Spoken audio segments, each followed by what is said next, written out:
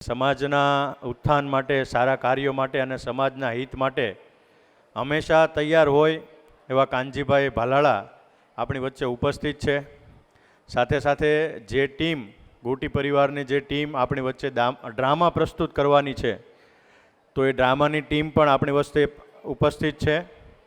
તો આપણે ટૂંક જ સમયમાં તમે બધા સેટલ થઈ જાઓ એટલે આપણો કાર્યક્રમ વિધિવત રીતે ચાલુ કરીએ. વધારે સમય નથી લેવો.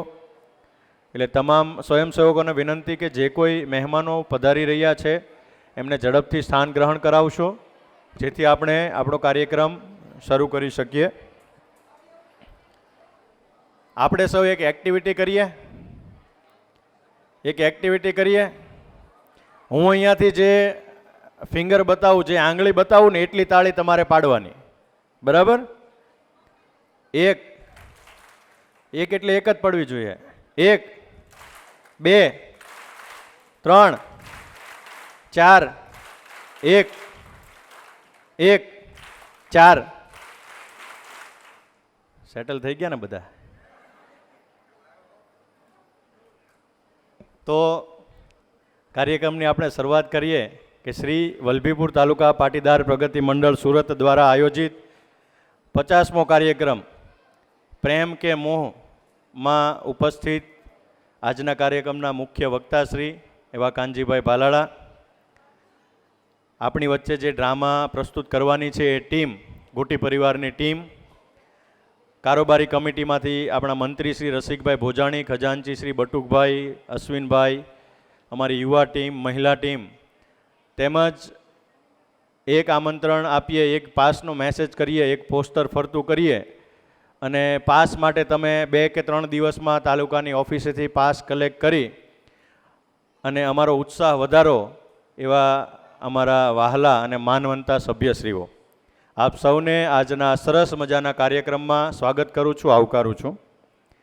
કાર્યક્રમની શરૂઆત આપણે એક રાષ્ટ્રગીતથી કરીએ, તો સૌને વિનંતી કે પોતાના સ્થાન પર ઊભા થઈ અને રાષ્ટ્રગીત માટે તૈયાર થઈએ. जनगण मन अधिनायक जय हे भारत भाग्य विधाता. पंजाब सिंध गुजरात मराठा द्राविड़ उत्कल बंगा. विंध्य हिमाचल यमुना गंगा उच्छल जलधि तरंगा. शुभ नामे जागे तव शुभ आशीष मांगे. गाहे तव जय गाथा. जन गण मंगल दायक जय हे भारत भाग्य विधाता. जय हे जय हे जय हे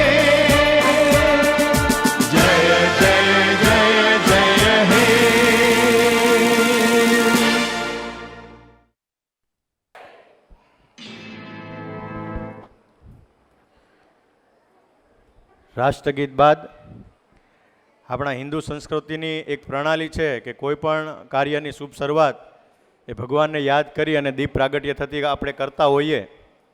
તો હું દીપ પ્રાગટ્ય માટે આજના કાર્યક્રમના મુખ્ય વક્તાશ્રી એવા કાનજીભાઈ ભાલાળાને, સાથે સાથે મંત્રી શ્રી રસિકભાઈ ભોજાણી, ખજાનચી શ્રી બટુકભાઈ જીવાણી, અશ્વિનભાઈ વઘાસિયા, પ્રતિકભાઈ નાકરાણી, તમામને વિનંતી કરીશ કે મંચના અગ્રભાગમાં આવી આપ દીપ પ્રાગટ્યથી કાર્યક્રમની શરૂઆત કરશો.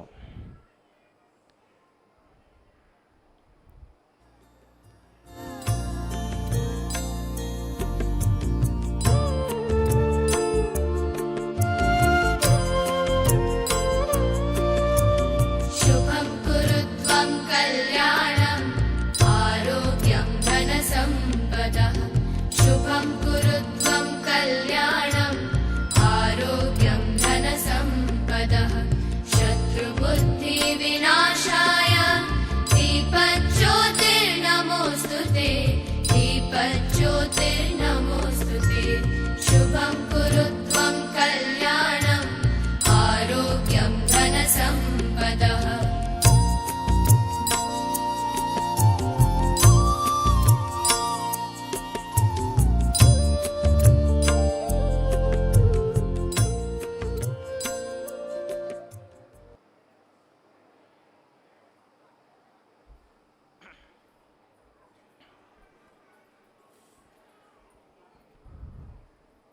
દીપ પ્રાગટ્ય થકી આપણે ઈશ્વરને યાદ કરી અને આપણા કાર્યક્રમની શરૂઆત કરી.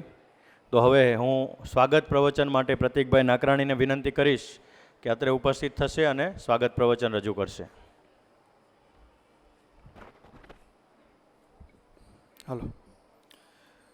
શ્રી વલભીપુર તાલુકા પાટીદાર પ્રગતિ મંડળ સુરત આયોજિત કાર્યક્રમ પ્રેમ કે મોહ આ આપણા તાલુકાનો 50મો કાર્યક્રમ છે. એટલે ખૂબ ગૌરવની વાત કહેવાય કોઈ તાલુકા માટે. અને ખરેખર આપણે બધા એટલા બધા ભાગશાળી છીએ કે 50મો કાર્યક્રમ એ પણ મોટિવેશનનો થતો હોય એવો આપણો તાલુકો પહેલો તાલુકો છે. ઘણી બધી સંસ્થાઓમાં અનેક પ્રવૃત્તિઓ થતી હોય છે, પણ આવા કાર્યક્રમો થતા હોય એવો આપણો તાલુકો પહેલો તાલુકો છે. સ્વાગત પ્રવચનની શરૂઆત કરતાં આજના આપણા મુખ્ય વક્તા, અને આ અમારો 50મો કાર્યક્રમ હતો એટલે અમે નક્કી કર્યું કે 50મા કાર્યક્રમમાં કોણ શોભે.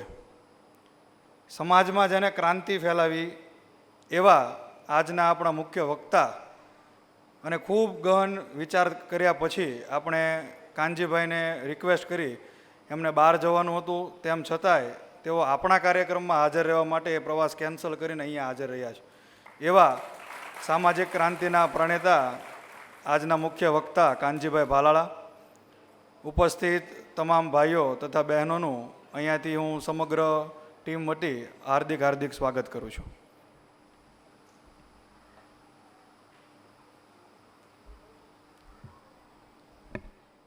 ખૂબ ખૂબ આભાર પ્રતીકભાઈ.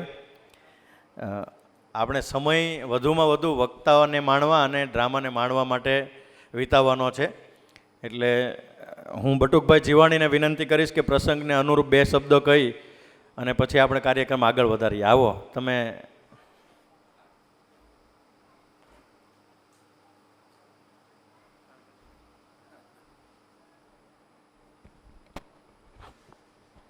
નમસ્કાર. શ્રી વલભીપુર તાલુકા પાટીદાર પ્રગતિ મંડળ સુરતના આપણા પ્રમુખ શ્રી બાબુભાઈ લખાણી, ઉપપ્રમુખ શ્રી ભીમજીભાઈ કાકડિયા, મંત્રી રસિકભાઈ તેમજ કારોબારીની અમારી કમિટી, વર્કિંગ કમિટી તેમજ યુવા ટીમ અને મહિલા મંડળ, આ તમામના પ્રયાસથી આપણે આ બધા કાર્યક્રમ કરી રહ્યા છીએ. આજે આપણે સમાજમાં ક્રાંતિ લાવનારા એવા કાનજીભાઈ ભાલાળા, મને ખબર છે ત્યાં સુધી કાનજીભાઈ પહેલાં લગ્નની શરૂઆત તમે જે વરાછા કરેલી ત્યારનો હું સાક્ષી છું. અને જ્યારે કાનજીભાઈને આપણે મળવાનું થાય ત્યારે ખરેખર સમાજમાં કંઈક આપણે કરવું જોઈએ એવા એમના વિચારો હોય છે. અને એમના પ્રવચનથી આપણા સમાજને ઘણી પ્રેરણા મળી છે. યુટ્યુબ ઉપર પણ કાનજીભાઈના સામાજિક પ્રવચનો હોય છે. તો આજે આપણે કાનજીભાઈને જ સાંભળવાના છે. ગોટી પરિવાર દ્વારા જે ડ્રામા છે એમને પણ આપણે માણવાનો છે.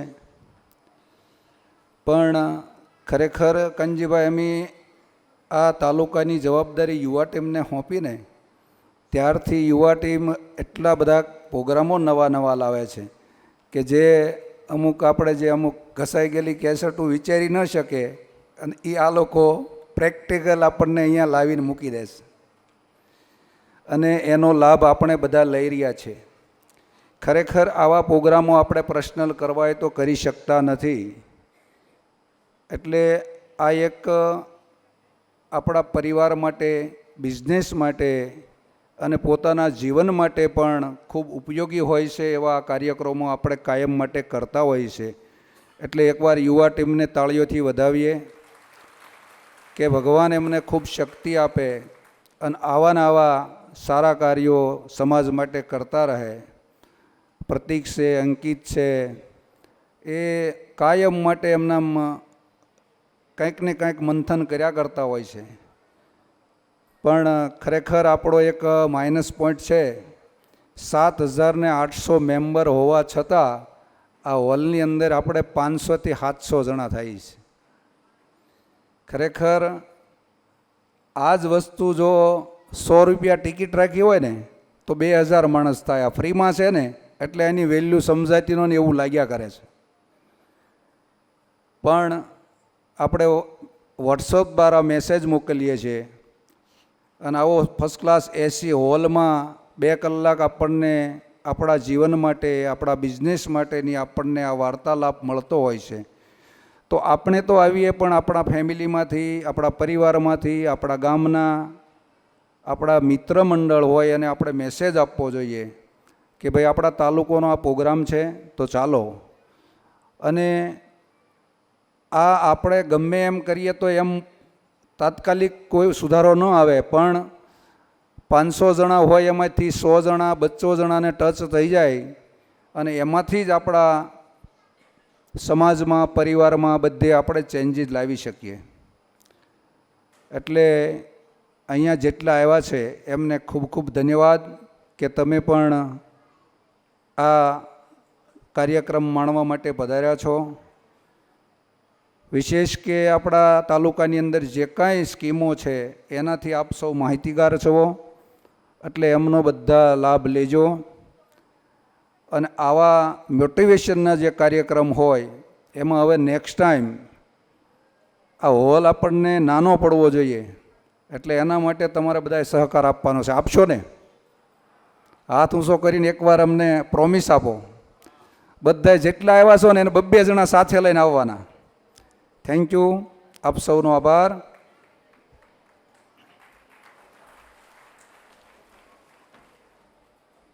ખૂબ ખૂબ આભાર બટુક કાકા. હવે આપણે આજે આ કાર્યક્રમનું નામ રાખ્યું છે પ્રેમ કે મોહ. તો આપણા સમાજમાં જે હાલમાં જે ઘટનાઓ બની રહી છે, વિવિધ ઘટનાઓ, એ ઘટનાઓને અનુલક્ષીને એક સરસ મજાનું ડ્રામા ગોટી પરિવાર દ્વારા તૈયાર થયેલું છે. તો આ ડ્રામા આપણે નિહાળવાનું છે, સરસ રીતે એમને આનંદ લેવાનો છે અને એમાંથી શીખ લેવાની છે. એટલે આ 20-25 મિનિટનું ખૂબ જ જોરદાર નાટક છે. સરસ મજાની સ્ક્રિપ્ટ લખેલી છે અને સરસ મજાનો અભિનય આ લોકો કરી રહ્યા છે. આ ડ્રામા મેં આગળ પણ એક વખત જોયેલું છે અને આપણા માજી ઉપપ્રમુખ એટલે કે કેશુ કાકા ગોટી, એમની ખાસ ભલામણ હતી કે તમે આ ડ્રામા આપણા તાલુકા સમક્ષ રજૂ કરો અને આપણા સમાજને આ નાટક બતાવો અને નાટક થકી એક ખૂબ સરસ મજાનો સંદેશો આપો.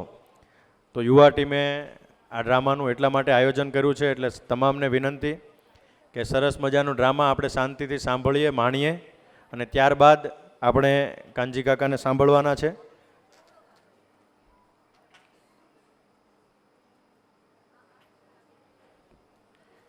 એટલે ઘણા સમયથી યુવા ટીમ છે ને વિવિધ કાર્યક્રમો કરવા હોય તો અમે મંથન કરતા હોઈએ કે કાર્યક્રમ કેવા કરવા એમ. એટલે પહેલાં ધીમે ધીમે વક્તાઓને લાવતા હતા. ગયા વખતથી ગયો એક પ્રોગ્રામ આપણે સંવાદ કરેલો, એમાં 4 મહિલા ઉદ્યોગપતિઓને લાવેલા. આજે બપોરે પણ એક કાર્યક્રમ હતો. આજે બપોરના કાર્યક્રમમાં કેટલા આવ્યા હતા? મજા આવી હતી? તો હા કે ના જોરથી જવાબ આપો. મજા આવી હતી? એટલે જે નથી આવ્યા ને એ લોકો માટે એક મેસેજ છે કે આ પ્રકારનો સંવાદની સિરીઝ આપણે ચાલુ કરેલી છે. એટલે જનરલી કેવું હોય કે વક્તવ્ય આપતા હોય, પણ સાથે સાથે આપણા સમાજમાંથી જે ગ્રાઉન્ડ લેવલ પરથી મોટા થયા હોય બિઝનેસમેન, એમને આપણે અહીંયા બોલાવીએ છીએ, એમને પ્રશ્નોત્તરી કરીએ છીએ અને એમને એમના જીવનમાં કેટલાક પ્રશ્નો આવ્યા હોય જ્યારે પોતાનો બિઝનેસ ચાલુ કર્યો હોય ત્યારે, તો એ બિઝનેસમાં એણે કેવી રીતે સોલ્વ કરાય અલગ અલગ પ્રશ્નો. કેમ કે આ કોઈ પણ નવો વ્યવસાય ચાલુ કરવો હોય એટલે ફાઇનાન્શિયલ એટલે આર્થિક તકલીફો આવે, પરિવારની તકલીફો આવે. તો આ બધી તકલીફોનું સમાધાન કેવી રીતે કર્યું એવા ગ્રાઉન્ડ લેવલના આપણે પ્રશ્નો પૂછતા હોઈએ અને એનો એ પ્રેક્ટિકલ એમણે જે કર્યું હોય એ જવાબ આપે. એટલે એમાંથી આપણને શીખ મળતી હોય છે. તો સંવાદ 3 આપણે આવતા મહિનામાં કરવા જઈ રહ્યા છે. લગભગ 19 જુલાઈ આવશે તારીખમાં વક્તાઓને અનુલક્ષીને કદાચ ફેરફાર થઈ શકે, પણ 19 જુલાઈ આપણી પ્રોબેબલ તારીખ છે કે સંવાદ 3નું આયોજન કરીશું. ત્યારે આપણે બપોરના કાર્યક્રમમાં મહિલા ઉદ્યોગપતિઓ અને સાંજના કાર્યક્રમમાં પુરુષ ઉદ્યોગપતિઓને લાવી અને આપણે સરસ મજાના કાર્યક્રમનું આયોજન કરવાનું છે. એટલે અત્યારે જે પણ બેઠા છો એ તમામને વિનંતી કે 19 જુલાઈનું તમારું કાંઈ આયોજન હોય તો એ આયોજનને પોસ્ટપોન કરી અથવા તો તમારા શેડ્યુલમાં આપણો કાર્યક્રમ લઈ લેજો. તો હવે આપણે આ ડ્રામાને નિહાળીએ, ડ્રામાને માણીએ. રાધે કૃષ્ણ. આપ સર્વને મારા રાધે કૃષ્ણ. જે પ્રભુ પ્રેમ સમજાવી ગયા તેમના જ નામથી આજની આ પરિવાર સાથેની રળિયામણી સાંજને એક હૃદયસ્પર્શી વાત સાથે જોડીને હૃદય સુધી પહોંચાડીએ. પ્રેમ શબ્દ સાંભળતા જ પ્રિયતમની ઝાંખી થાય અને પ્રિયતમના રૂપમાં ક્યારેક રાધા તો ક્યારેક કૃષ્ણ દેખાય. પરંતુ 21મી સદીના પ્રેમી પંખીડાઓએ તો પ્રેમની ભાષા જ બદલી કાઢી. આજે રાધા કૃષ્ણ પણ ગગનથી જ્યારે પૃથ્વી પર જોતા હશે તો એ પણ વિચારતા હશે, મેં તો મોહ વગરનો પ્રેમ રચ્યો હતો, જેમાં ત્યાગ, વૈરાગ્યની ભાવના હતી. આજે તો મોહ અને પ્રેમ વચ્ચેનો અંતર જ નથી સમજી શકતા.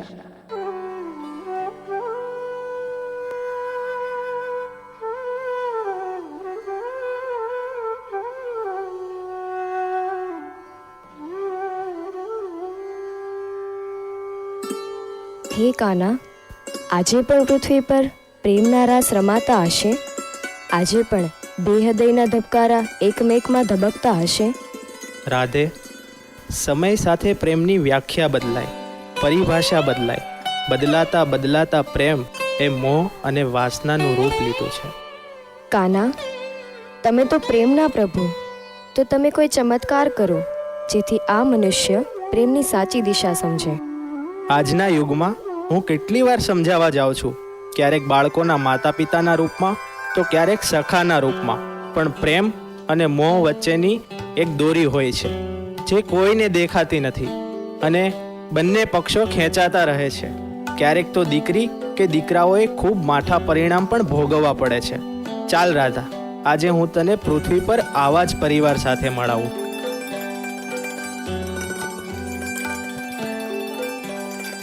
ખુશી, તારી કોલેજના 2 વર્ષ પૂરા થઈ ગયા અને 3જા વર્ષના ફક્ત 6 જ મહિના બાકી છે. આગળનું શું વિચાર્યું છે બેટા? પપ્પા, હું હજુ આગળ ભણવા માંગુ છું. મારે માસ્ટર્સ કરવું છે. હવે બસ બેટા, લગ્ન કરીને તો ઘર જ સંભાળવાનું છે ને. ના મમ્મી, હું તો લગ્ન પછી પણ મારા ખર્ચ જાતે જ ઉપાડીશ. એટલે મારે નોકરી તો કરવી પડશે અને હું 10મા ધોરણમાં આવી ત્યારથી જ તું મને લગ્ન કરાવી દઈશ. લગ્ન પછી આવું તેવું, લગ્ન લગ્ન લગ્ન. હું તો થાકી ગઈ છું આ સાંભળીને. ચલ જુઠ્ઠી, લગ્નના નામે તો તારો ચહેરો પણ ખીલી ઉઠે છે. તું તો ચૂપ જ રહેજે, તું મારાથી નાની છે. હા, પણ 1 જ વર્ષ, ઓકે? તો નાની નાની ન કરતી. જો દીકરા, હું તમને બંનેને જ કહી દઉં છું, તમને તમારો જીવનસાથી જાતે પસંદ કરવાની છૂટ છે. પણ હા, પાત્ર સારું હોવું જોઈએ, બસ. તમે આ શું બોલો છો? કોઈ પ્રેમ લગ્ન નહીં, અમે બતાવીશું ત્યાં જ કરવાના છે. તું પણ શું આ જૂનવાણી વિચારો લઈને બેસી ગઈ? અરે, આપણી વખતે એવું બધું હતું કે મા બાપ જ્યાં પરણાવે ત્યાં પરણી જતા. પણ આ નવી જનરેશન છે અને જનરેશન સાથે માણસ બદલાય કે ના બદલાય, વિચારો તો બદલાવા જ જોઈએ. ને બાળકોને પોતાનો જીવનસાથી જાતે પસંદ કરવાની છૂટ તો આપવી જ જોઈએ. પણ આજકાલ આપણે સાંભળીએ છીએ તો ખરા કે બાળકો જોયા વગર પોતાના પાત્રની પસંદગી કરે છે અને આજીવન દુઃખી રહે છે, નહીં તો છેલ્લે છૂટાછેડા. તું ચિંતા ના કર, આપણી દીકરીઓ આવી ભૂલ ક્યારેય નહીં કરે. મને મારી બંને લાડલીઓ પર પૂરો વિશ્વાસ. યસ પપ્પા.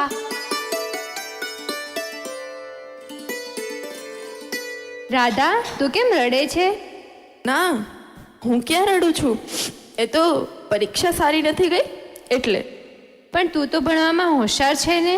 પણ હું છેલ્લા કેટલા ટાઈમથી જોઉં છું તું જાજો સમય ફોન અને લેપટોપમાં જ વિતાવે છે. બેન, તું મમ્મી પપ્પાને તો નહીં કહે ને? ના, બોલ, રડ્યા વગર નહીં કહું. બેન, હું ઇન્સ્ટાગ્રામ પર એક છોકરાને ફોલો કરતી હતી. પછી ધીરે ધીરે અમે બંને વાતો કરતા થયા. એ બહુ જ સારો છે, મને અવારનવાર ગિફ્ટ પણ મોકલે છે. અને હવે હું એક વાત કરીશ, પણ તું પ્લીઝ એ મમ્મી પપ્પાને ન કહેતી, પ્લીઝ. હા બોલ, શું નામ છે એ છોકરાનું? ક્યાં રહે છે એ છોકરો? શું કરે છે? અને બોલ, શું કહેવું છે તારે? હું પપ્પાને નહીં કહું. બેન, અમારો લવ 6 મહિનાથી ચાલે છે અને 6 મહિનામાં પહેલી વાર હું એને કાલે મળવા ગઈ હતી. બેન, એ જેવો ઇન્સ્ટાગ્રામમાં ફોટા મૂકે છે ને એવો જરાક પણ દેખાતો નથી, પણ મને ખૂબ પ્રેમ કરે છે. હું એને નહીં છોડી શકું દીદી. હું હવે એના વગર રહી જ નહીં શકું. અને દીદી, હવે તો હું એને ભૂલી જ નહીં શકું. પણ એમાં રડે છે શું કામ? આપણા પપ્પાએ તો આપણને આપણા લગ્ન જીવન માટે પાત્ર પસંદ કરવાની છૂટ આપી છે. પપ્પા થોડીને ના પાડવાના છે. મને ખબર છે પપ્પા ના જ પાડશે. પણ કેમ? પપ્પાએ સારું પાત્ર પસંદ કરવાનું કહ્યું હતું. મારા માટે તો એ બહુ જ સારો છે, પણ પપ્પા માટે... હવે એ છોકરાની તું મને વિગતવાર ચર્ચા કર. દીદી, એનું નામ ગૌરાંગ છે. એ 12 ધોરણ ભણેલો છે અને ઝુંપડપટ્ટી એરિયામાં એનું ઘર છે. અને એની કાસ્ટ આપણી કાસ્ટ કરતાં તો સાવ જ અલગ છે. અને એ મહિનામાં માંડ 5,000 કમાતો હશે, પણ એ મને ખૂબ ખુશ રાખશે. એ મને ખૂબ પ્રેમ કરે છે અને હું એના વગર સાવ જ નહીં રહી શકું. રાધા, તે વિચાર્યા વગર આ બધું કેમ કરી દીધું? ઇન્સ્ટાગ્રામ, ફેસબુક પર તો કંઈ પ્રેમ થતો હશે. દીદી, હવે તું મને પ્રેમ ક્યાં કરવો અને કઈ રીતે કરવો એ નહીં સમજાવ. હું ગૌરાંગ વગર નહીં રહી શકું. અરે રાધા, મમ્મી પપ્પા માટે તો વિચાર કર. મને થોડી ખબર હતી કે ગૌરાંગ મારાથી આ બધી વાત છુપાવશે. હું એનાથી દૂર ન જતી રહું તે ડરથી એણે આ વાત છુપાવી હતી. સારું, તું ચિંતા ના કરતી, પણ હવે તું કંઈ પણ કરે તો મને જણાવજે. હું પપ્પાને મનાવી લઈશ. હા.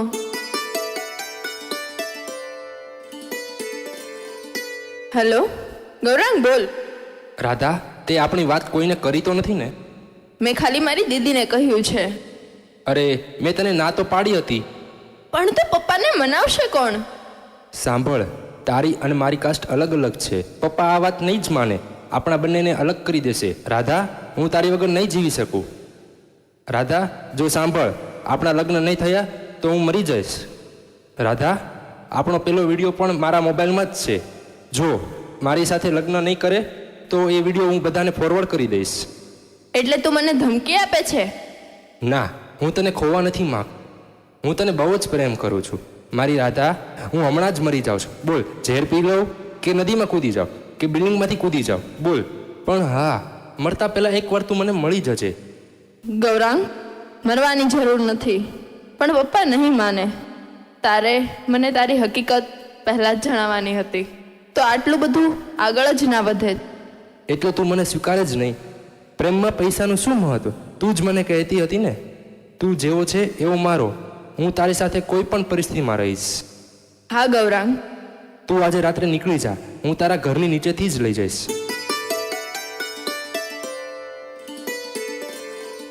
મેં તમને રાધાની વાત કરી પપ્પા. હવે આપણે આ ગૌરાંગમાંથી રાધાને બહાર લાવવાની છે. હા બેટા, સારું થયું તે મને બધું જ જણાવી દીધું. આપણે કાલે સવારે જ આ બાબત પર વાત કરીશું.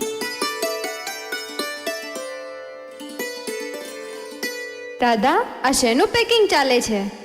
કંઈ નહીં દીદી, મારે 2-3 દિવસ માટે પ્રવાસ જવાનું છે, તો થોડાક કપડાં અને પૈસા લઉં છું. સારું, સાંભળ, મેં પપ્પાને વાત કરી છે અને એ સવારે ઉઠીને તને અને ગૌરાંગને બોલાવીને વાત કરશે. ત્યાં સુધી તું કોઈ ઉતાવળો નિર્ણય ન લેતી. ના દીદી, હું એવું કોઈ પણ કામ નહીં કરું જેથી આપણા ઘરની બદનામી થાય. વેરી ગુડ રાધા, ચાલ સૂઈ જા હવે.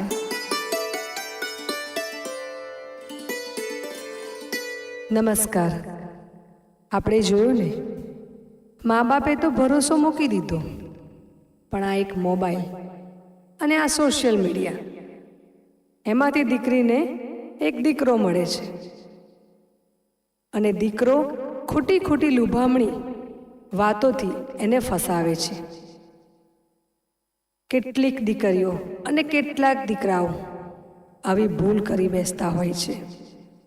જે વ્યક્તિને આપણે સોશિયલ મીડિયા પર મળ્યા છે એની સાથે લગ્ન સંબંધ, અને તે પણ કંઈ જાણ્યા વગર જ દીકરો અને દીકરી આવી જ ભૂલો કરતા હોય છે અને અંતે પસ્તાવા સિવાય કોઈ જ વારો નથી આવતો. હું મા બાપને એટલું જ કહીશ કે દીકરા અને દીકરીને પાત્ર પસંદ કરવાની છૂટ આપો, પણ છેલ્લે પરવાનગી તમારી જ હોવી જોઈએ. નહીં તો અંતે મા બાપ સાથે દીકરા દીકરીને પણ રડવાનો જ વારો આવશે. તો આ નાટક પૂર્ણ નથી થયું. હવે એનું પરિણામ જોવાનું બાકી છે. દીકરી ભાગી ગઈ છે અને ઘરના સભ્યો તેની ચર્ચા કરી રહ્યા છે. હું તમને કહેતી હતી ને, છોકરીઓને બહુ છૂટ ના અપાય. ભાગી ગઈ ને. એમાં પપ્પાનો શું વાંક? એમણે તો અમને પાંખો આપી હતી ઉડવા માટે, પણ અમે જ ક્યાંક ખોટી દિશામાં ઉડતા હોઈએ છીએ. અને દિશા ખોટી હોય તો પર્વત કે ઝાડવા સાથે અથડાઈને કે પડવાનું કે મરવાનું જ હોય. હું રાધાને ક્યારેય માફ નહીં કરી શકું. આજથી મરી ગઈ છે મારા માટે. ને ખબરદાર, જો આજ પછી આ ઘરમાં કોઈએ છોકરીનું નામ પણ લીધું છે તો. પણ પપ્પા, જે છોકરીને તમે ઉડવા માટે પાંખો આપી એ દિશા ચૂકી ગઈ છે. જે દિશા બતાવવી એ તમારી ફરજ છે. તને નાખી. આજથી આ ઘરમાં રાધાનું કોઈ સ્થાન નથી. આ ઘરના દરવાજા એના માટે કાયમ માટે બંધ બંધ બંધ બંધ બંધ. 1 વર્ષ પછી. ના, હું આ કામ નહીં જ કરું. નહીં ગૌરાંગ, હું આ કામ જરાય નહીં કરું. ગૌરાંગ, તું તો મને બહુ પ્રેમ કરતો હતો ને, તો તું મને મારે છે કેમ? ચાલ ઊભી થા. હું તને કોઈ પ્રેમ કરતો નથી. હું તો તારા બાપની મિલકત માટે જ નાટક કરતો હતો. મારા માટે તારા જેવી તો કેટલી આવે ને જાય. ચાલ ઊભી થા. તારો નવો કસ્ટમર આવે છે. આજે તો ખૂબ પૈસા આપ્યા છે. ચાલ અંદર જા, તૈયાર થા. ના, હું નહીં કરું. મને આવા કામ નથી ગમતા. હું નહીં તૈયાર થાઉં. હું તારા માટે આવી હતી. ચાલ, નાટક ના કરીશ. ઊભી થા.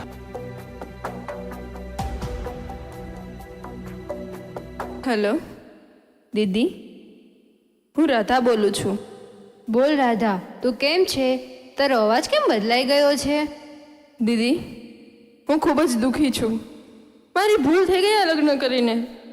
ગૌરાંગ મને રોજ મારે છે, દારૂ પીવે છે અને મને માંસ મચ્છી ખાવા માટે જબરદસ્તી કરે છે અને મને પૈસા માટે દેહ વ્યાપાર કરાવે છે. દીદી, મને બચાવી લો. દીદી, મને આ નર્કમાંથી બહાર કાઢો. દીદી, પ્લીઝ મને અહીંયાથી લઈ જાઓ. દીદી, પપ્પાને કોને મને લઈ જાય? પ્લીઝ દીદી. દીદી, તું ચિંતા ના કરીશ. હું તને આ નર્કમાંથી જરૂર બહાર કાઢીશ.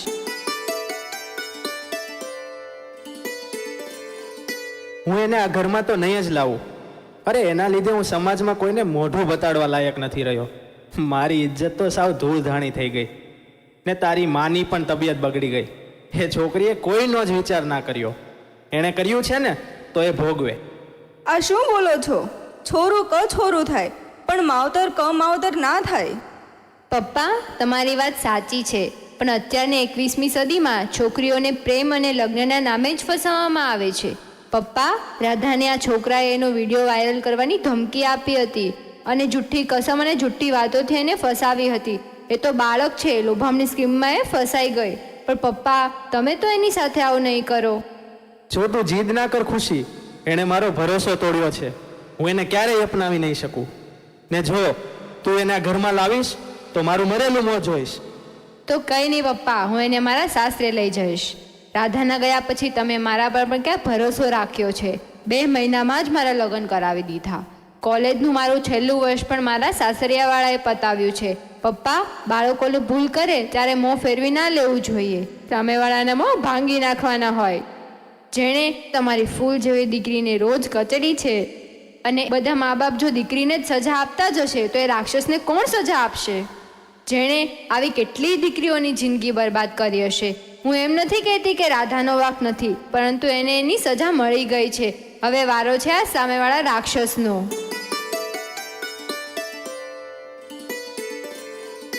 પપ્પા, પપ્પા, પપ્પા, હું ભાગીને આવી છું તમારી પાસે. મને બચાવી લો. મને માફ કરી દો. હું મારી ભૂલ સમજી ગઈ છું. છેલ્લા 1 વર્ષથી હું એ માણસનો માર ખાતી આવું છું. હું માર ખાઈ ખાઈને થાકી ગઈ છું. બચાવી લો મને પપ્પા. પપ્પા, મને બચાવી લો. હું તો તમારી લાડકી દીકરી છું ને. તું મરી ગઈ છો મારા માટે છોકરી. આવું ના બોલશો પપ્પા. મને મારી સજા મળી ગઈ છે. પપ્પા, હું તો તમારી લાડકી દીકરી છું ને. પપ્પા, તમને યાદ છે ને, તમે મારા માટે રોજ ગીત ગાતા હતા. દીકરી મારી લાડકવાઈ, લક્ષ્મીનો અવતાર, એ સુવે તો રાત પડે ને જાગે તો સવાર. દીકરી મારી લાડકવાઈ, લક્ષ્મીનો અવતાર, તે સુવે તો રાત પડે ને જાગે તો સવાર. દીકરી તારા બહારનો દરિયો જીવન ભર છલકાય, પામતા જીવન માતા પિતાનું ધન્ય થઈ જાય. દીકરી મારી લાડકવાઈ. તું ખસ, તું મારા માટે મરી ગઈ છે કીધું ને.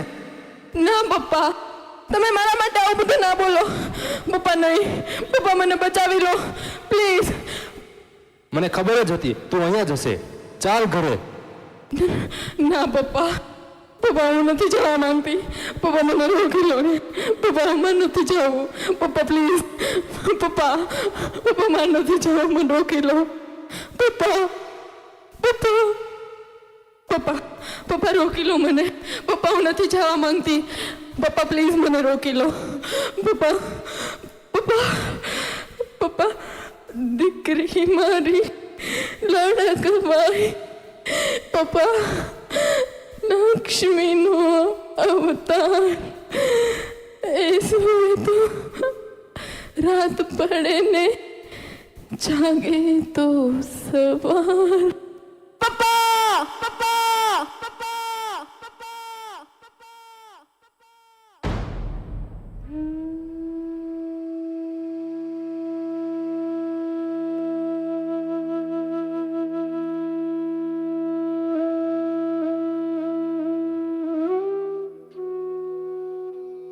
ખુશીએ ઘણા પ્રયત્નો કર્યા તેના પરિવારને સમજાવવાના, પણ પરિવાર રાધાને માફ કરવા તૈયાર જ નથી. એટલે અંતે ખુશી રાધાને ફોન કરે છે. હલો રાધા, હું તને મદદ નહીં કરી શકું. મેં પપ્પાને ઘણા સમજાવ્યા પણ તે માનતા જ નથી. તેથી હું એમની વિરુદ્ધ જઈને તારી મદદ નહીં કરી શકું.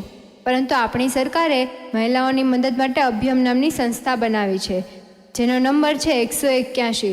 તું આ નંબર પર કોલ કરજે અને તે ચોક્કસ મદદ કરશે.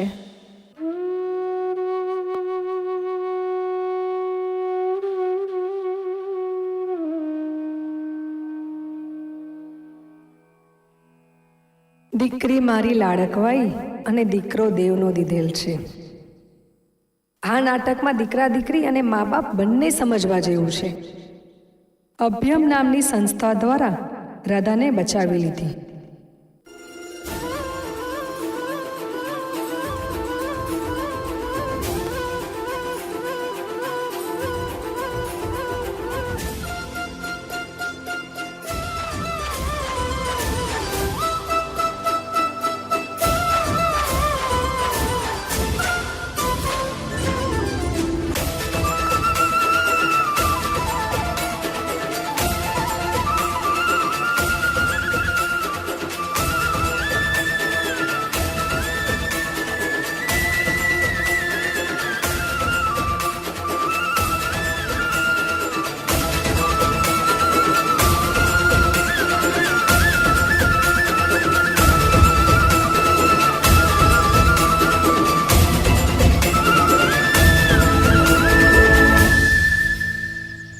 પણ કેટલીય રાધા એવી હશે જે આજે પણ ગૌરાંગ નામના નરકમાં પીડાતી હશે. તો ખાલી જરૂર છે મદદ માંગવાની, અને મદદ માંગશો તો ચોક્કસ મદદ કરનાર નીકળશે જ. પોલીસ, વકીલ, સમાજ સુધારક આ બધા જ તમારી મદદ માટે બેઠા છે. બસ વાર તો છે તમારે મદદ માંગવાની. અને આ ફક્ત દીકરીઓ માટે નથી, દીકરાઓ પણ જો આવી માનસિક પીડાથી પીડાતા હોય અથવા તો આવા કોઈ પણ કારણથી પીડાતા હોય તો એમણે પણ મદદગારની મદદ માંગવી જોઈએ. અને હા, હું મા બાપને ચોક્કસ એટલું કહીશ કે બાળકને દરેક રીતની છૂટ આપો, પણ દીકરાને અને દીકરીને એટલી સમજણ ચોક્કસ આપો કે લગ્ન એ જીવનભરનો સંબંધ છે. સોશિયલ મીડિયા પર પસંદ કરવાનું કે સોશિયલ મીડિયા થકી લગ્ન કરવાનું અને હા અને પછીના કારણો ભોગવવા એના કરતાં મા બાપને ચોક્કસ એકવાર જણાવો. મા બાપ તમને ચોક્કસ મદદ કરશે અને મા બાપથી વધારે આ દુનિયામાં દીકરા કે દીકરી માટે કોઈ હોતું જ નથી. બસ આજના દીકરા દીકરીઓએ આટલી જ વાત સમજવાની જરૂર છે. અને મા બાપે પણ સ્વતંત્રતા આપવી જોઈએ, પણ સ્વચ્છંદતા નહીં.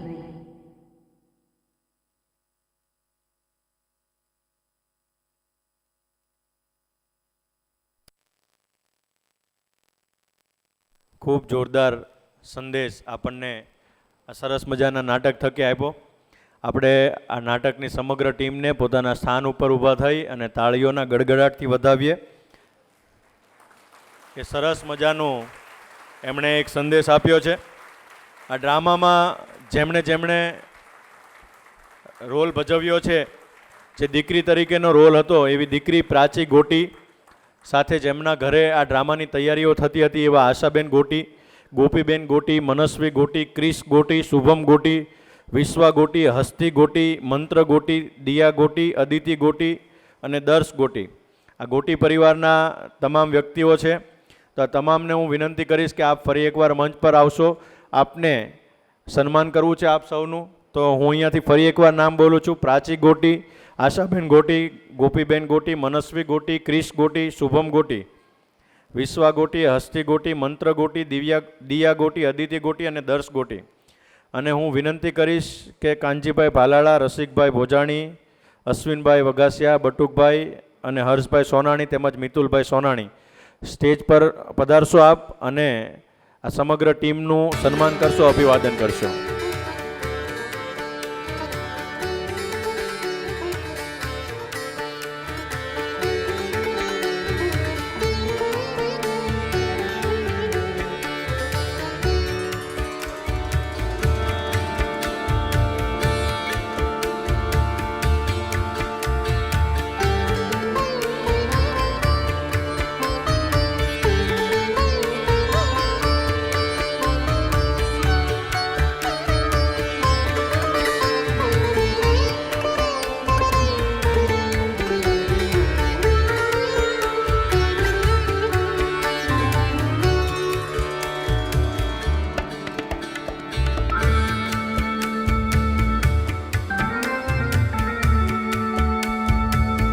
ફરી એકવાર જોરદાર તાળીઓના નાદ સાથે સમગ્ર ટીમને સન્માનિત કરીએ, અભિવાદિત કરીએ કે જે સમાજને ખૂબ સારો મેસેજ આપી રહ્યા છે.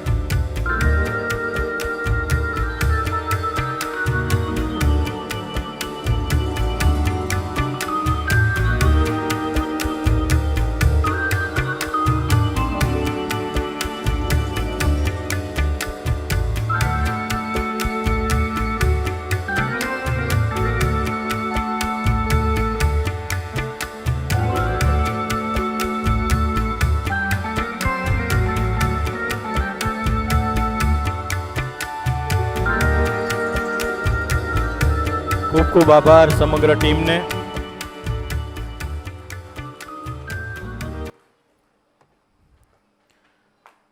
વિશેષ હવે આપણા આજના કાર્યક્રમના મુખ્ય વક્તા શ્રી, સામાજિક ક્રાંતિના પ્રણેતા અને જેઓએ વૈચારિક ક્રાંતિ માટે જે એક અનોખું કદમ ઉઠાવેલું છે કે સૌરાષ્ટ્ર પટેલ સમાજની જગ્યા છે ત્યાં દર ગુરુવારે સવારે 8:51 ને કાકા 8:55 8:30 એટલે 8:30 પહેલાં 8:55નો સમય હતો ને, એટલે 8:55 અને અત્યારે 8:30 થર્સડે થોટ્સનું આયોજન કરે છે અને 100થી પણ વધારે આ કાર્યક્રમો થઈ ગયા છે. દર ગુરુવારે સવારે કાર્યક્રમ હોય છે અને દર ગુરુવારે કાકા તરફથી સમાજને એક નવો વિચાર મળતો હોય છે.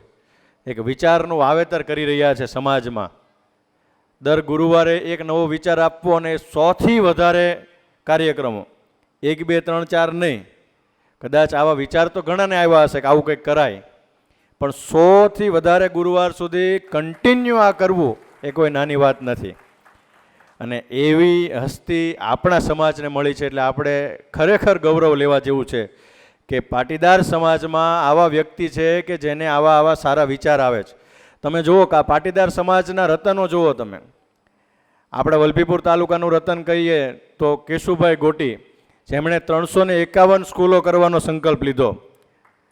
તો વિચાર જુઓ તમે, આ દરેક વ્યક્તિના પાટીદાર સમાજના જે સપૂતો છે એમના વિચાર જુઓ કે સમાજ માટે કંઈ કરવું છૂટવું છે. લેવાની ભાવના નથી, સૌને આપવાની ભાવના છે. તો એવા કાનજીભાઈ ભાલાણાનું આપણે પુષ્પગુચ્છ અને મેમેન્ટો અર્પણ કરી અને સન્માન કરવું છે. તો હું રસિકભાઈ ભોજાણી, બટુકભાઈ જીવાણી અને પ્રતિકભાઈ નાકરાણીની વિનંતી કરીશ કે કાનજીભાઈનું પુષ્પગુચ્છ અને મેમેન્ટો અર્પણ કરી અને સન્માન કરશે. અને ત્યારબાદ હું કાનજીભાઈને વિનંતી કરીશ કે આપનું વક્તવ્ય રજૂ કરશો. શ્રી કાનજીભાઈ ભાલાણાને વિનંતી કે મંચ પર ઉપસ્થિત થશો અને સાથે રસિકભાઈ ભોજાણી, બટુકભાઈ અને પ્રતિકભાઈને વિનંતી કે પુષ્પગુચ્છ અને મેમેન્ટો અર્પણ કરી આપણે સન્માનિત કરીએ. સાથે આ દર ગુરુવારે જે કાર્યક્રમ થાય છે એ યુટ્યુબ પર લાઈવ પણ હોય છે. યુટ્યુબ પર લાઈવ હોય છે એટલે જે વ્યક્તિ ત્યાં હાજર નથી રહી શકતા તે યુટ્યુબ પર પણ નિહાળી શકે છે. અને યુટ્યુબ પર જૂના રેકોર્ડિંગ્સ પણ ઉપલબ્ધ છે 100 કાર્યક્રમના. તો એવા કાનજીભાઈનું જોરદાર તાળીઓના નાદ સાથે આપણે સન્માન કરીએ, અભિવાદન કરીએ.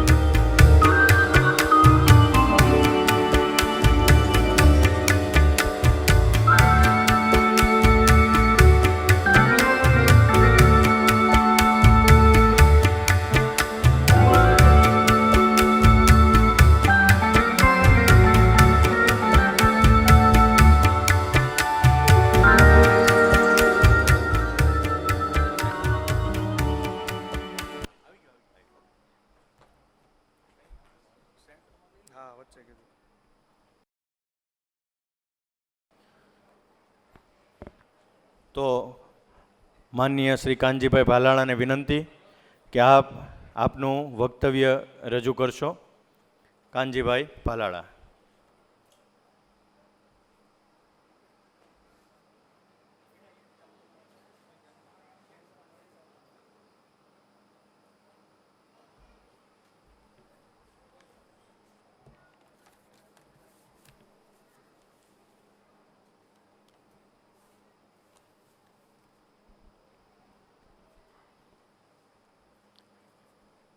નમસ્કાર. આપણે કેટલા વર્ષના છીએ, આપણી ઉંમર કેવડી છે એ અગત્યનું નથી. આપણે કેવું જીવીએ છીએ ને એ ખૂબ અગત્યનું છે. આપણે કેવું જીવીએ છીએ, કઈ રીતે જીવીએ છીએ, આપણા જીવનનો એટીટ્યૂડ, આપણા જીવનનો અભિગમ, આપણા જીવન માટે આપણે કેવો પ્રયાસ કરીએ છીએ એને જીવનનું વ્યવસ્થાપન કહેવાય. જીવનના સુખનો આધાર આ તમારા જીવનના વ્યવસ્થાપન ઉપર છે. આ વ્યવસ્થાપન માટે મન કામ કરે અને મન માટે વિચારો મહત્ત્વના છે. બસ એટલે જ જીવનની સુખાકારી માટે અને બસ આવા પ્રશ્નો માટે ઘણી વખત એવું લાગે કે દરેક સ્ત્રી કોઈને કોઈ પ્રકારે રાધા જેવી વ્યથા, રાધા જેવી લાચારી, રાધા જેવું દુઃખ કોઈને કોઈ પ્રકારે ભોગવે છે. ઘણી વખત લાગે કે અસંખ્ય પુરુષોમાં ક્યાંક ને ક્યાંક જુદા જુદા સ્વરૂપે ગૌરાંગ જેવી માનસિકતા પણ છે. આ સમાજની વાસ્તવિકતા છે. અને એટલે જ એક નવી દિશા આપવા માટે, એક સારા જીવનના વિચારો આપવા માટે વલભીપુર તાલુકા પાટીદાર પ્રગતિ મંડળ તરફથી આવા મોટિવેશનલ કાર્યક્રમોનું આયોજન થાય છે. એ મોટિવેશનલ કાર્યક્રમની આખી શ્રેણીમાં આ 50મો મણકો છે. ખરેખર એક સુવર્ણ મહોત્સવ કહેવાય એવા વિચારોનો સુવર્ણ મહોત્સવ છે. તમને બધાને ખૂબ ખૂબ અભિનંદન, ખૂબ ખૂબ અભિનંદન. મહેશભાઈ,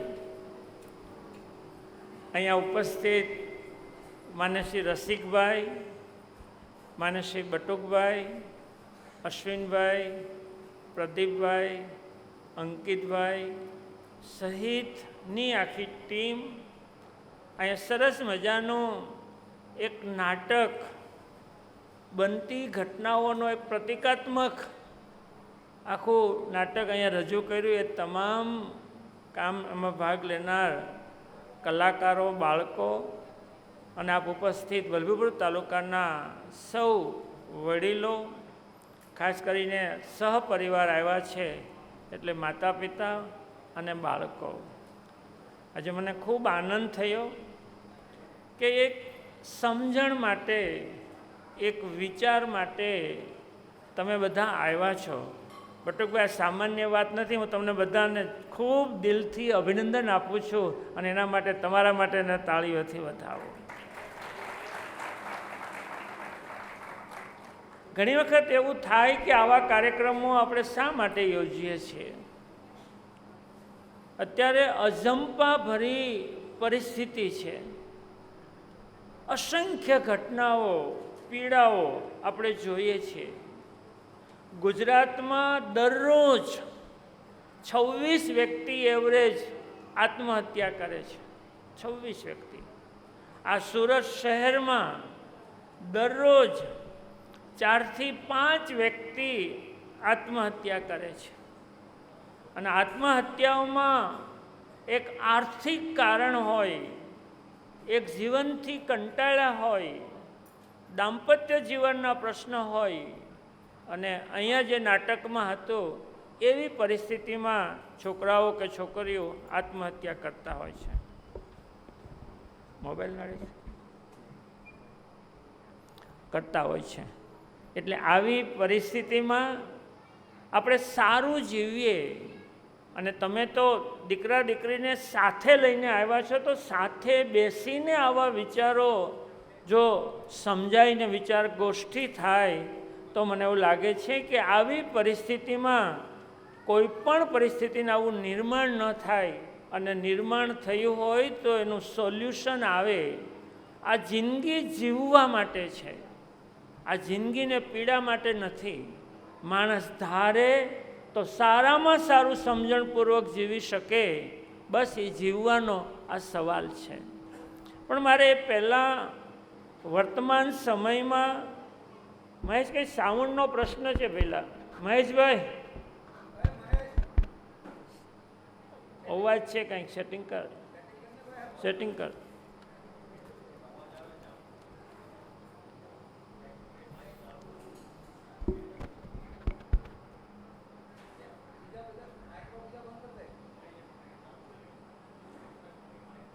એક્સ્ટ્રા માઇક હતું ને, એ ચાલુ હશે કદાચ.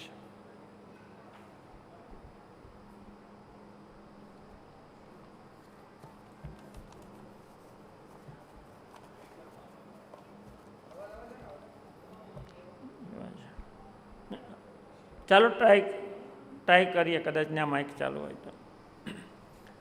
આજનો વિષય, મૂળ વાત પર આવો પહેલાં આજના વિષય, ઘણા પૂછે કે આ વિષય પ્રેમ અને મોહને જુદો કેમ પડાય? વિષય જેણે પસંદ કર્યો હોય, લોકોને વિચારતા તો કર્યા. પ્રેમ અને મોહ એને જો જુદો પાડી શકાય ને તો ઘણું બધું આપણે જીવનમાં સમજી શકીએ એમ છે. નિસ્વાર્થ લાગણી હોય ને એને પ્રેમ કહેવાય, અને લાગણીમાં જો સ્વાર્થ હોય તો એને મોહ કહેવાય. આ બહુ સાદો પ્રશ્ન છે. કોઈ પણ પ્રકારનો સ્વાર્થ ન હોય અને સામેનું વ્યક્તિ, પછી દીકરો હોય, પતિ હોય કે કોઈ પણ હોય, સામેનું પાત્ર બસ સુખી થાય, એના પ્રત્યેનો સારો ભાવ હોય, પ્રેમ આપવાનો હોય, લાગણી આપવાની હોય તો એ પ્રેમ છે. પણ સામેના પાત્રમાં માલિકી ભાવ હોય, એનો વિચાર ન હોય, મારા માટે છે એવું જ્યારે હોય એને મોહ કહેવાય. આ પ્રેમ અને મોહ આટલો તફાવત સમજવાનો છે. એક ભાઈ બહુ સરસ કીધું, જ્યારે દીકરા કે દીકરીઓ, છોકરીઓ કે છોકરાઓ એકબીજાને પ્રેમ કરે છે એવું એને લાગે ત્યારે ચેક કરવાનું છે કે ખરો પ્રેમ છે કે ખરો મોહ છે. જો એ વ્યક્તિ દીકરી મળે નહીં, અઠવાડિયું એને ફોન ન કરે અને પછી જ એનું રિએક્શન હોય, એમાં ખ્યાલ આવી જવો જોઈએ કે આ મોહ છે. આની વિશે જેટલી વાતો કરીએ એટલી ઓછી, હું પછીથી કરીશ. પણ પ્રેમ અને મોહ, નિસ્વાર્થ લાગણી એ પ્રેમ છે, સ્વાર્થ અને માલિકી ભાવ હોય એ મોહ છે. એટલું પહેલાં સમજવાનું છે. પણ એ વાતે આવીએ એ પહેલાં અત્યારે રસિકભાઈ જે પરિસ્થિતિ નવા જનરેશનમાં ઊભી થઈ રહી છે, અહીંયા માતા પિતાઓ છે, દીકરા દીકરીઓ છે, ત્યાં પરિસ્થિતિ વિશે બરાબર સમજવાની જરૂર છે. અત્યારે એક યુવાધનનો એક ભાગ એવો થઈ રહ્યો છે કે લગ્ન જ નથી કરવા. અસંખ્ય એવા વ્યક્તિ જોઈએ છે કે એને લગ્ન જ નથી કરવા. આ એક યુવા વર્ગ છે. એક બીજો યુવા વર્ગ અત્યારની પેઢીમાં એક વિચાર આવી રહ્યો છે, માનસિકતા ઊભી થઈ રહી છે. એવી માનસિકતા ઊભી થઈ છે, છોકરા છોકરી જ્યારે જોણ કરે છે ત્યારે એકાદો પાત્ર એવું બોલે કે આપણે લગ્ન કરીએ પણ સંતાન નથી કરવા. અત્યારે એવી પણ કન્ડિશનો આવે છે. એક વર્ગ આવો ઊભો થયો છે. એક ત્રીજો વર્ગ ઊભો થયો છે. એ એવું કહે છે કે આપણે સાથે રહીએ, ફ્રેન્ડ રહીએ, પણ લગ્નના બંધનમાં બંધાવવું જ નથી. આ પરિસ્થિતિ બહુ વિકરાળ સ્વરૂપ લાંબે ગાળે આપણે અનુભવવી પડે એવા વિચારો. આ માત્ર ફોરેન નહીં, માત્ર મુંબઈ નહીં, સુરતમાં પણ આવા યુવકો કે યુવતીઓ નીકળ્યા છે કે અમારે સાથે રહેવું છે પણ સંતાન નથી જોતા. અને ખૂબ મોટા લેવલમાં અને મુંબઈમાં એક્ટર કે એવી સેલિબ્રિટીમાં એક ચોથો વિચાર છે કે અમારે લગ્ન નથી કરવા, લગ્ન વગર સાથે નથી રહેવું, એકલા જીવવું છે, સ્વતંત્ર જીવવું છે, પણ બાળકો જોઈએ છે. આવી પરિસ્થિતિનું નિર્માણ થયું છે.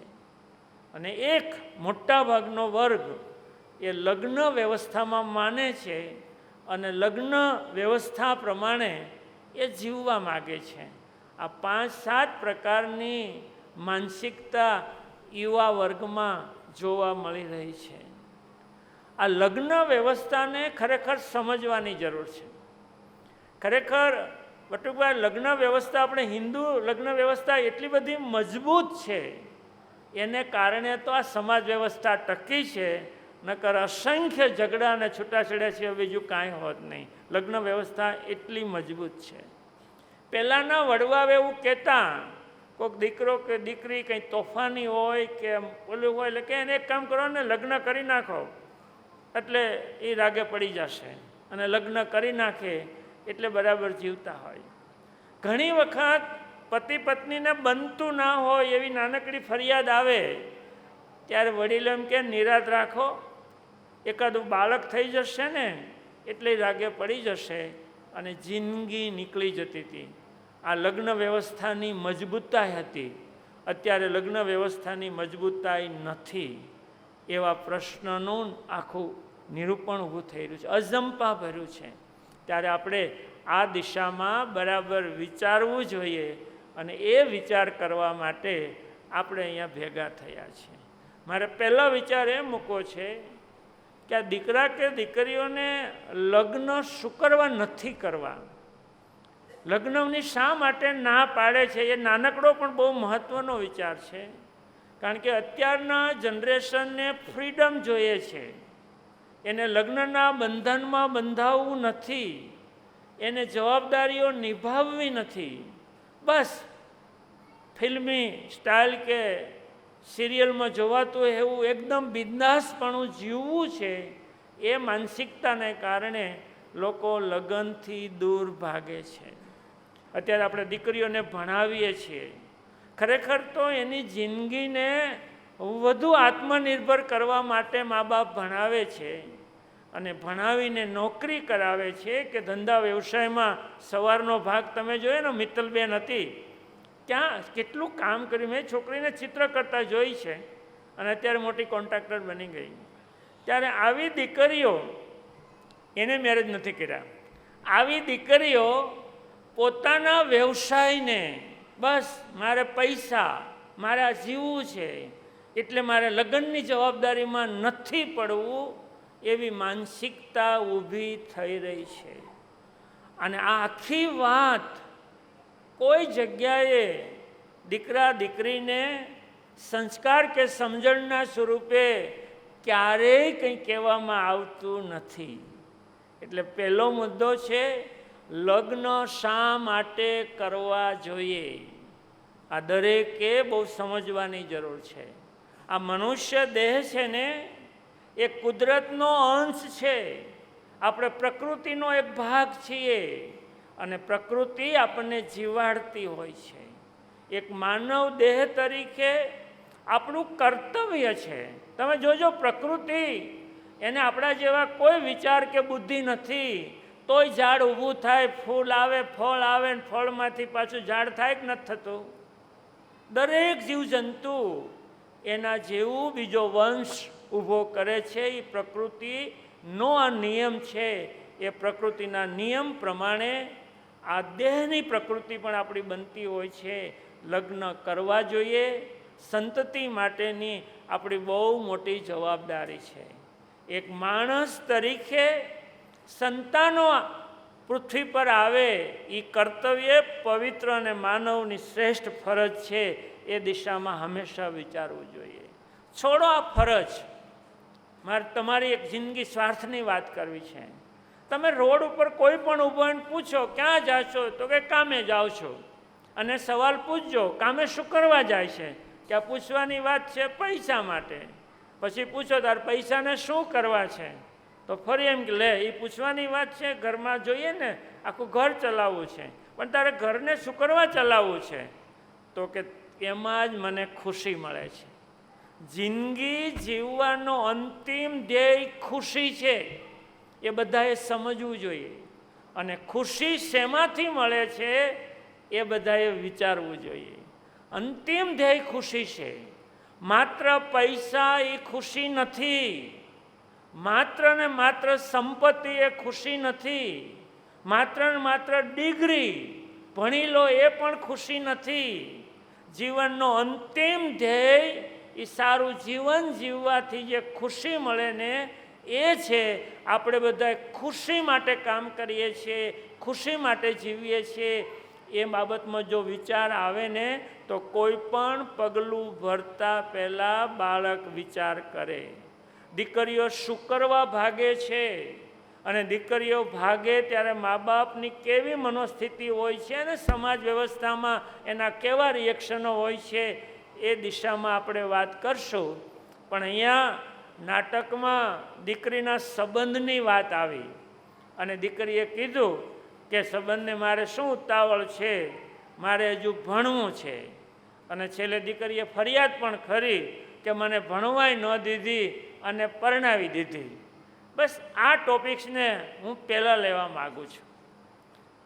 દીકરીને કેટલી ભણાવવી જોઈએ અને લગ્નને કેટલું મોડું કરવું જોઈએ, એ મા બાપે બરાબર વિચારવા જેવું છે. આજના સંતાનોને, અને ખાસ કરીને હું દીકરીના વિષય પર કહું છું, દીકરીઓને એવું છે કે મારે ભણવું છે, હું પગભર થાવ પછી જ મારે લગ્ન કરવા છે. આ જીદને કારણે સમય જતો હોય છે અને પછી જે પ્રશ્ન ઊભા થાય છે એ પ્રશ્ન ચિંતાજનક હોય છે. બહુ ટૂંકમાં વાત કરું તો આપણા સમાજની બે મર્યાદાઓ છે.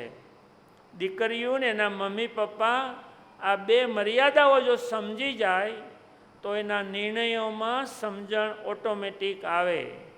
આપણા સમાજમાં પહેલી મર્યાદા છે, દીકરા દીકરીના સંબંધ કરીએ ત્યારે દીકરા કરતાં દીકરીની વધુ ઉંમર હોય તો સંબંધ કરતા નથી. આવું છે કે નહીં? આપણે બધા માનીએ છીએ. જ્યારે બાયોડેટા સરખામણી કરે ત્યારે જન્મ તારીખ જુએ કે ના છોકરી મોટી છે. એટલે ક્યારેય કોઈ પુરુષ દીકરો પક્ષ દીકરા કરતાં દીકરીની ઉંમર મોટી હોય એ સંબંધ થતો નથી, વાર લાગે છે. એટલે જેટલું તમે ભણવાના બાને મોડું કરો એટલી દીકરીના સામેનું પાત્ર શોધવાના વિકલ્પો ઘટે છે. આ સમાજની મર્યાદા છે. હું કે તમે એકલા આ મર્યાદા તોડી શકીએ એમ નથી. એટલે તમે 25 વર્ષ કરો દીકરીના લગ્નના નક્કી કરવામાં, તો એને 24 વર્ષનો કોઈ છોકરો હા નહીં પાડે. એને 25-26નો જો બાકી રહી ગયો હોય એના તાર સંબંધ કરવાનો થાય. આ એક મર્યાદા છે, વાસ્તવિકતા છે. અને બાપ દીકરીએ કે મા દીકરીએ સાથે બેસીને આ મર્યાદાને સમજવાની છે. તો ઓટોમેટિક વધુ ઉંમર થતી હોય ત્યારે મા બાપને આ નિર્ણય લેવાની ખબર પડવી જોઈએ. એક બીજી મર્યાદા આપણા સમાજની છે, છોકરા કરતાં છોકરી વધુ ભણેલી ના હોવી જોઈએ. છોકરાને એમ થાય કે મારા કરતાં વધુ ભણેલી હોવી ન જોઈએ. હવે તમે જ્યારે વધુ ભણવા માટે મોહ રાખો, આજે પણ આપણા સમાજની યુપીએસસી પાસ થયેલી અમદાવાદમાં ઇન્કમટેક્સ કમિશનર છોકરી બની છે પાનસુરિયા. એના પપ્પા એવું કહે છે કે સાહેબ ઉદ્યોગપતિ હશે તો અમે દીકરીને પરણાવશો, અમારી પીએસસી એટલે આઈએસ અધિકારીની અપેક્ષા હવે નથી. હવે જ્યારે કમિશનર બની હોય તો એની સાથે કોણ લગ્ન કરે? એના લેવલનું હોય તો, એના કરતાં વધુ ભણેલું હોય તો એ આપણા સમાજમાં ન હોય તો શું કરવું પડે? કા બાંધછોડ કરવી પડે. એટલે દીકરીને ભણાવતા પહેલાં ભણાવવી જ જોઈએ, પણ એ સંબંધ કરવાની ઉતાવળ જો ટાઈમે કરી દો તો એ દીકરી ભણી પણ શકે. આપણે એમ કરીએ બીકોમ કરીએ, નહીં મારે એમકોમ કરી લેવું છે, મારે MBA કરી લેવું છે, અને એમાં સમય બગાડીએ. પછી ઉંમર અને એજ્યુકેશન એને કારણે પાત્રની પસંદગી ઘટતી જાય છે અને પછી સંબંધ નથી થતો અને ઉંમર વધતી જાય છે. તમારે કોલેજ પૂરી થાય એટલે સંબંધ કરવો જોઈએ, જેથી કરીને પછી માસ્ટર ડિગ્રી હવે સાસરિયામાં પણ ભણાવી શકાય છે. આ સંબંધની વાત તમે સમજી શકો છો. આમાં દીકરીઓ બહુ દલીલ કરે, કોઈ સલાહ લેવા આવે ને આવું કહીએ ને કે હવે તમે ભણવું નથી, સંબંધ શોધો ને પછી ભણજો, તો દીકરીઓને નથી ગમતું.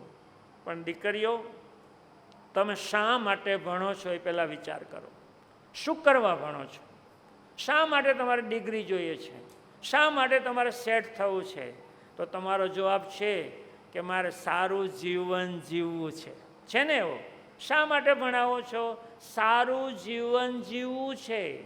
તો આ દાંપત્ય જીવન એ સારું જીવન જીવવા માટે યોગ્ય સમયે નિર્ણય લેવો એ ડિગ્રી મેળવવા કરતાં પણ મહત્ત્વનું છે. આ બહુ સમજવાનું છે. આપણે ભણીએ છીએ અને દીકરીઓને કમાવવું જોઈએ. જો તમારે સમાનભેર જીવવું હોય તો કમાવ, ભણો, પણ આ બધું કરીને મૂળ હેતુ તો સુખી જીવન જીવવાનો છે.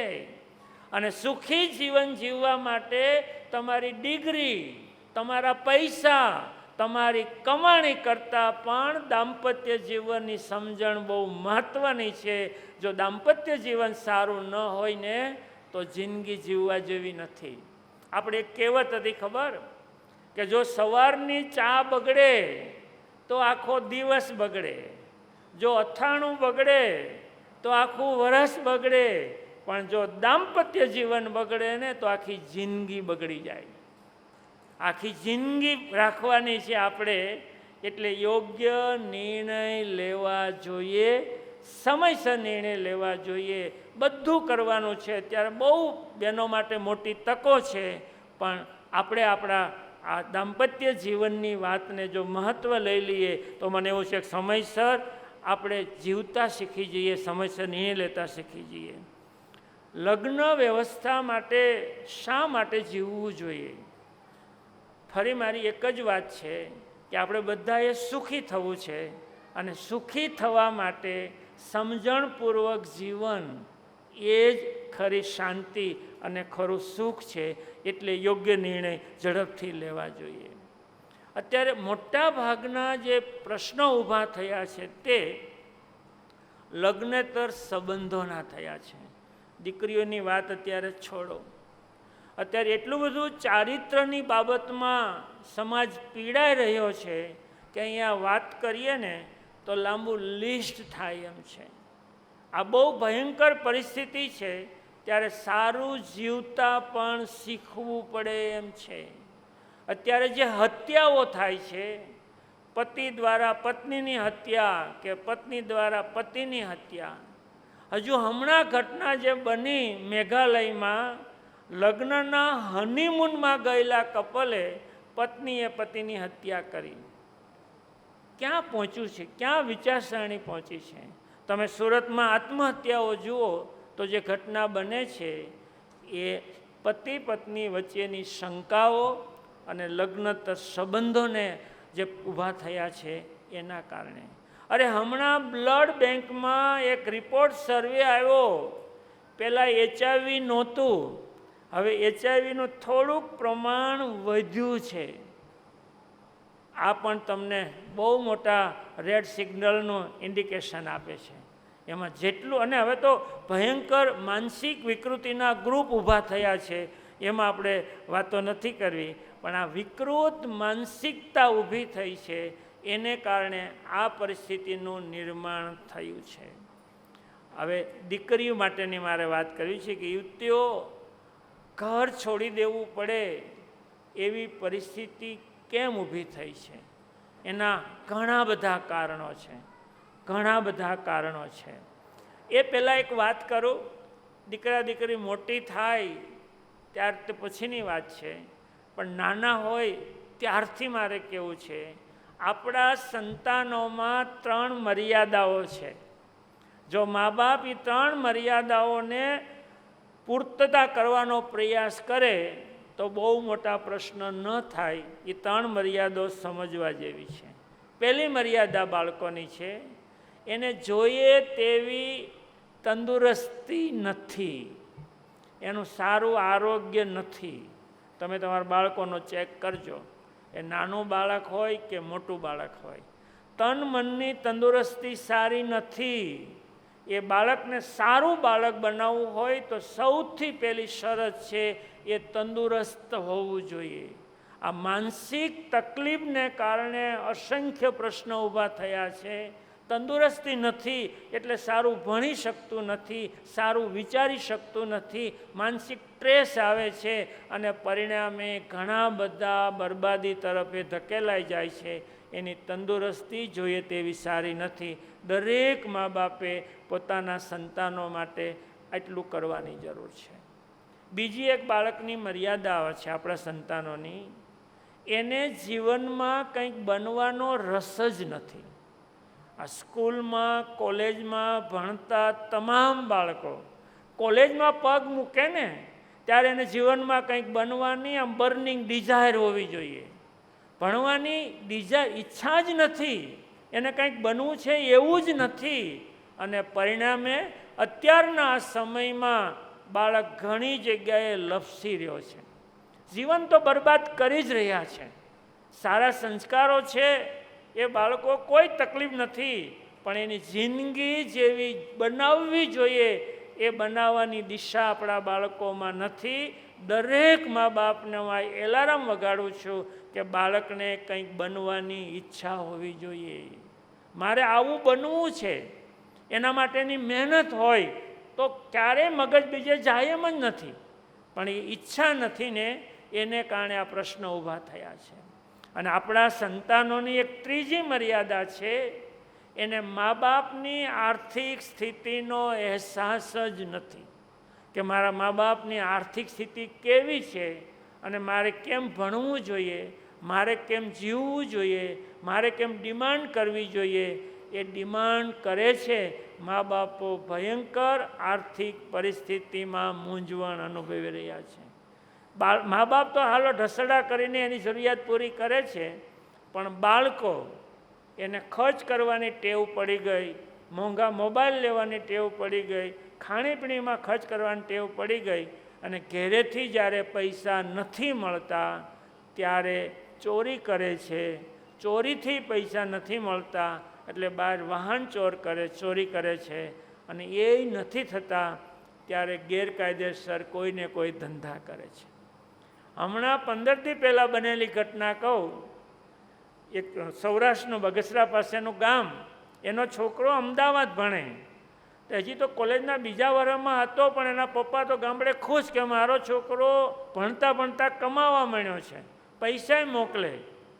પછી એ છોકરાએ શું કરેલું, કોલેજમાં ભણે પણ એનું બેંક એકાઉન્ટ ભાડે આપેલું, એટલે એનું ભાડું આવે. પછી એમ તો વધુ કમાણી કરવી છે તો એના મમ્મી પપ્પાનું બેંક એકાઉન્ટ ભાડે આપ્યું, સૌરાષ્ટ્રમાં સહી કરાય એવો. હમણાં 15 દી પહેલાં હૈદરાબાદની પોલીસ પેલા સાયબર ફ્રોડમાં એના ખાતાનો ઉપયોગ થયેલો હતો, એના મા બાપને છોકરાને તણીને હૈદરાબાદ જેલમાં લઈ ગયા છે. એને છોડવા માટે વાલી સુરત આવેલા છે. ખ્યાલ આવે છે?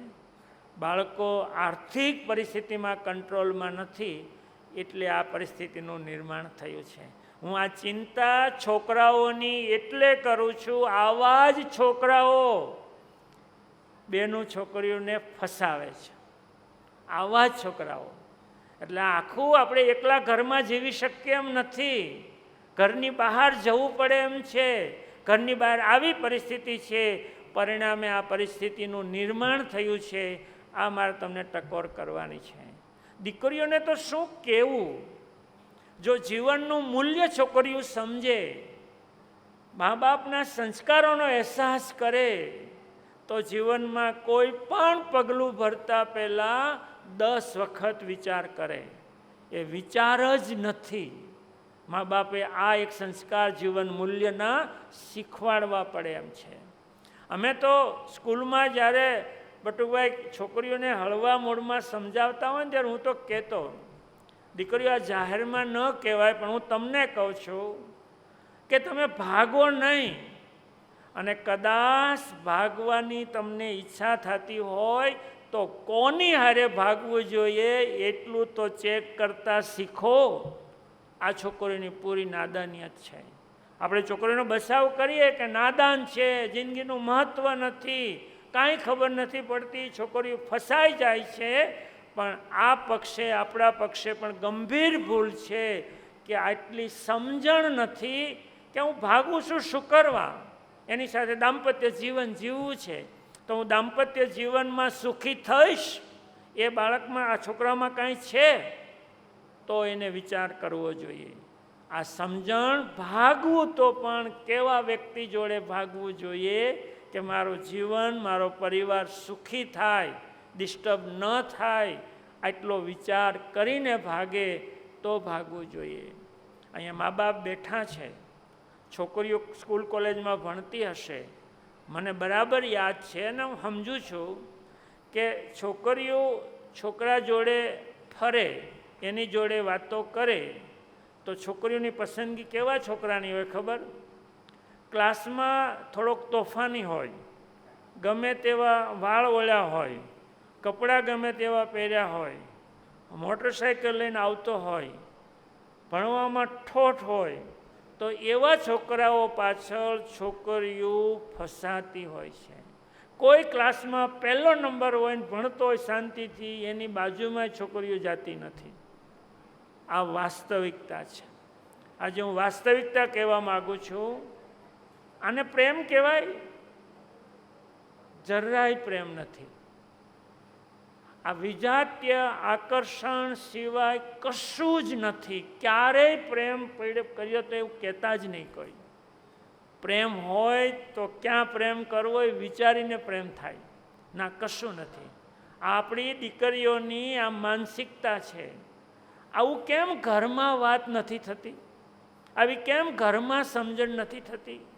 અને એક મા બાપ તરીકે એક બીજો બહુ મહત્ત્વનો પ્રશ્ન છે.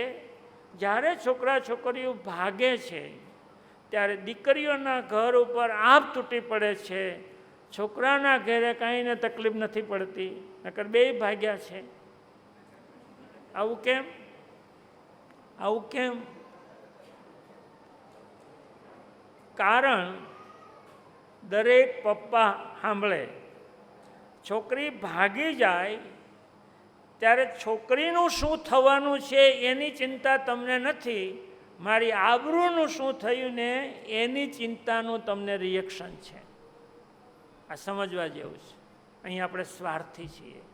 આખું ઘર દુઃખી દુઃખી થઈ જાય અને દીકરીને દુઃખમાં ધકેલી દે. એનું શું સોલ્યુશન આવું તમને કહીશ, પણ આ યોગ્ય રિએક્શન આવે જ, પણ આ યોગ્ય રિએક્શન નથી.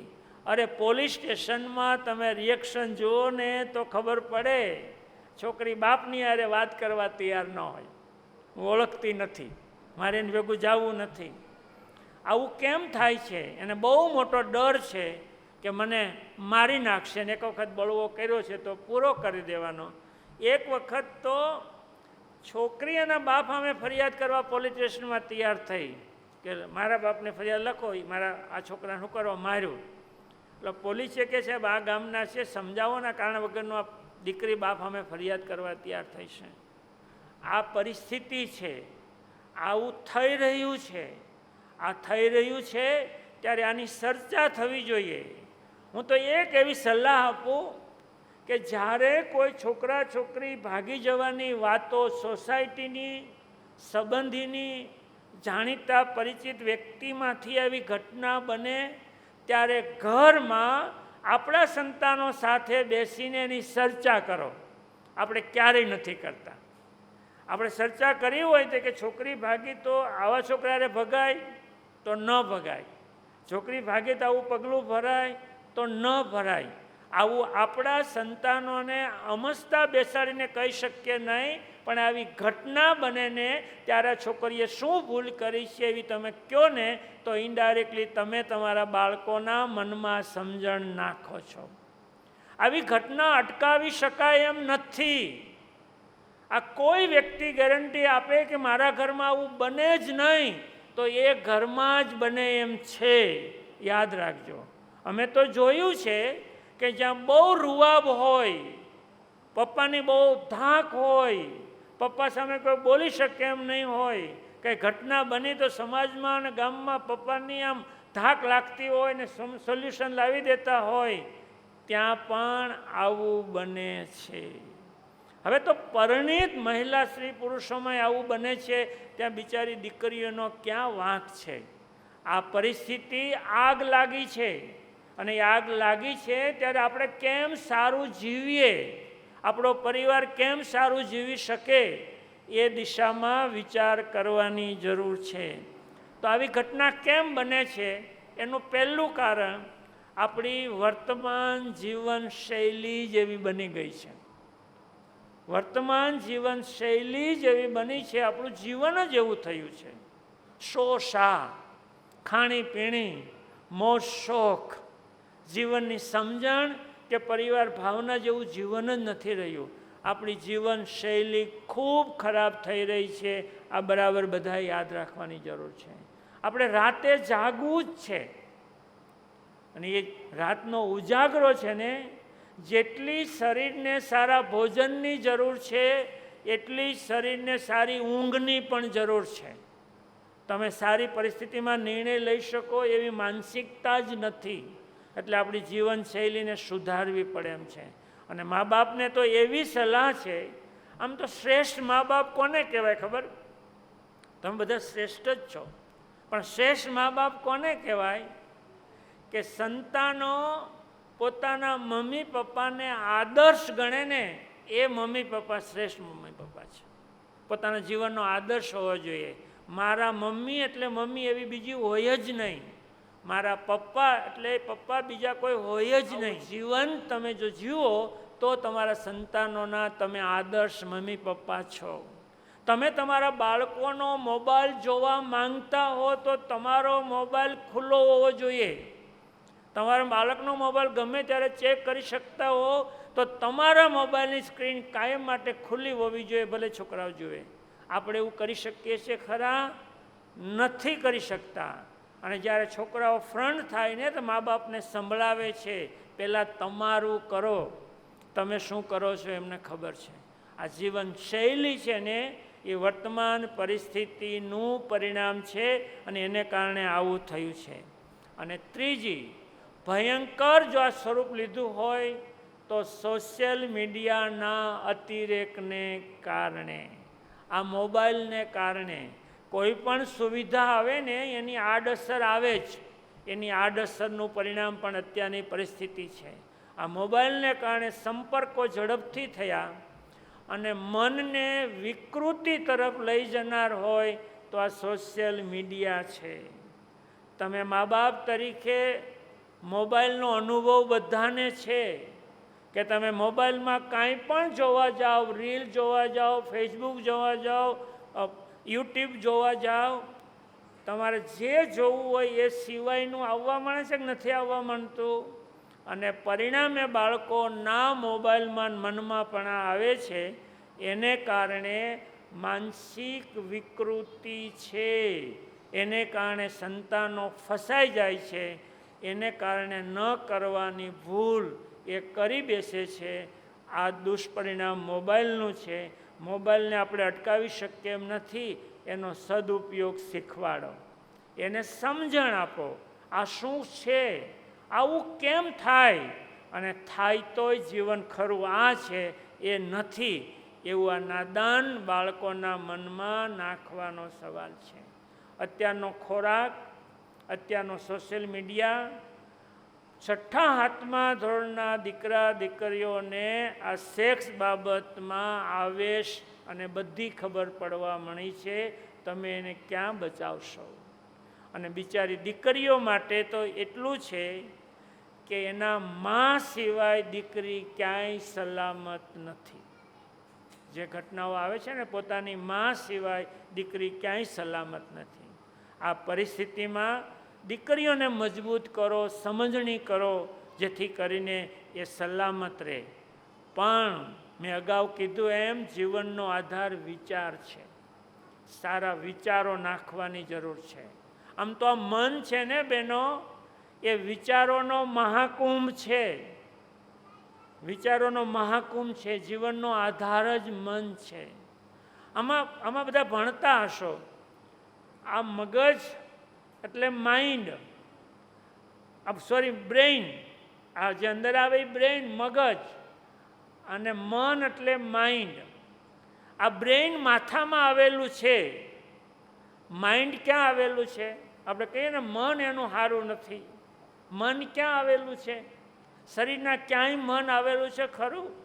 ક્યારેક સત્યની પાછળ બીજું સત્ય હોય ને એને જીવનમાં સમજવાની જરૂર છે. જો આ સમજાય ને તો મનની શક્તિ આપણને સમજાય. મન શરીરમાં ક્યાંય છે જ નહીં. કોમ્પ્યુટરની ભાષામાં હાર્ડવેર અને સોફ્ટવેર.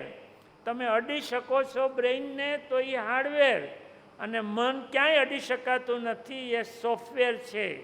મન એટલે વિચારોનો પ્રવાહ છે. વિચારો આવ્યા જ કરી આપણું મન, એ વિચારોનો પ્રવાહ છે. અને માણસને જેવા વિચારો આવે ને એવું એક્શનમાં આવે. વિચારની બહુ મોટી તાકાત છે.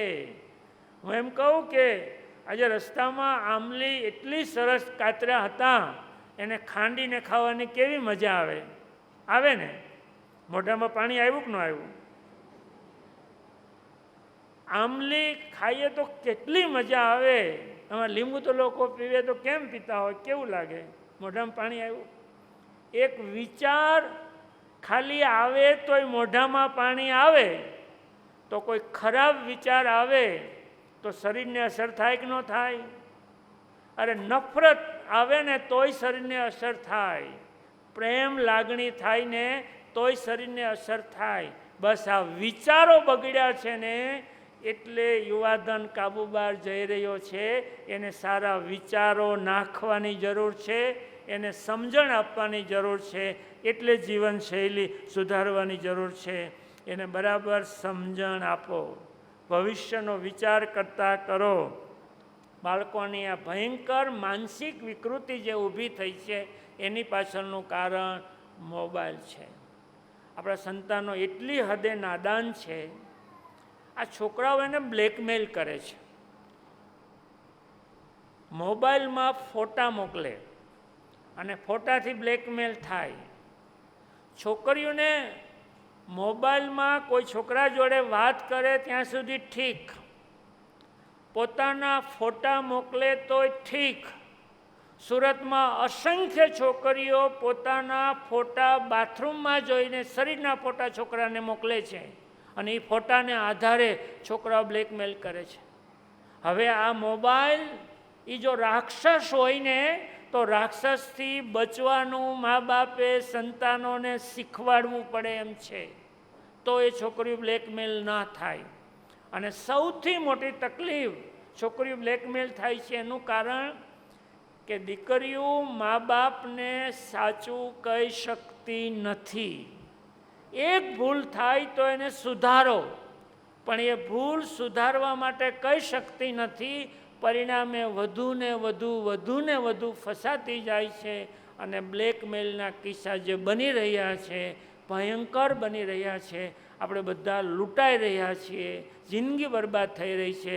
આ પરિસ્થિતિનું નિર્માણ છે. આવું બધું થાય છે એનું કારણ એક ત્રીજું છે ને એ પણ તમારે વિચારવાનું છે.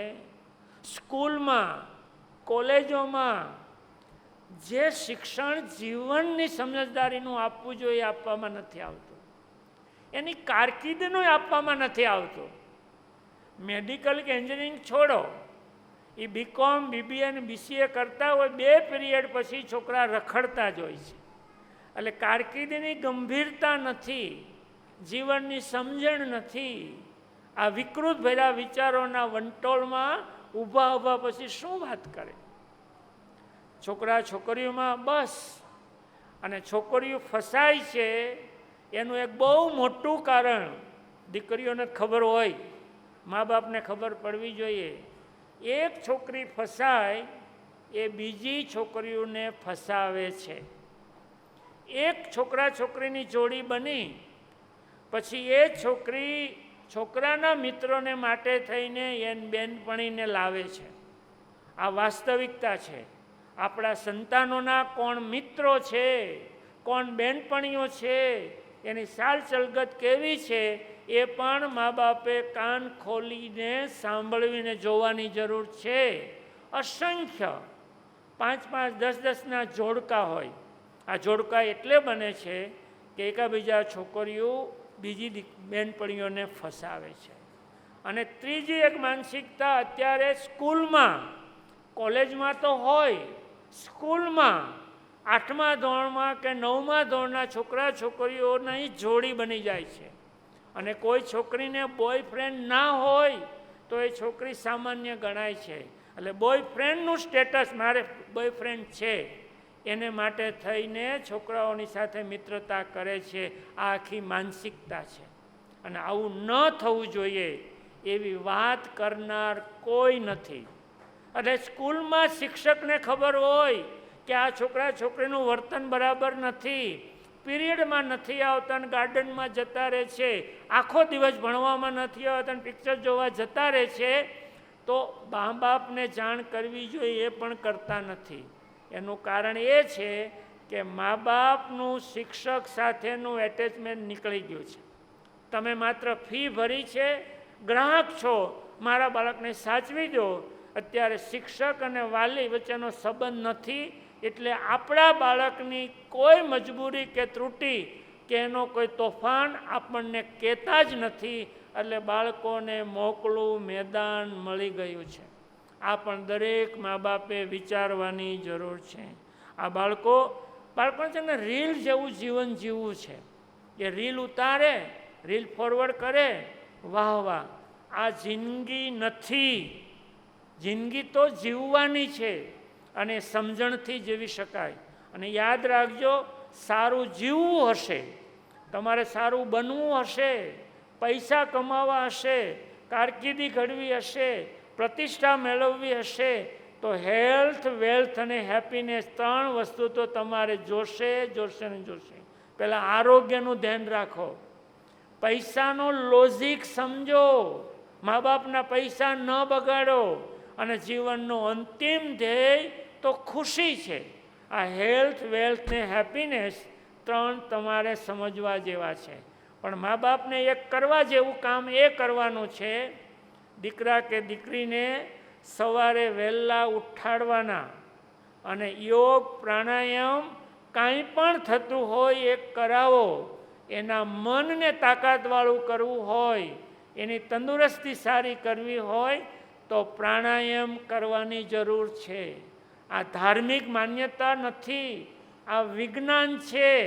તો તમારા મનને સારું કરવું હોય તો યોગ પ્રાણાયામ પણ કરવા જોઈએ.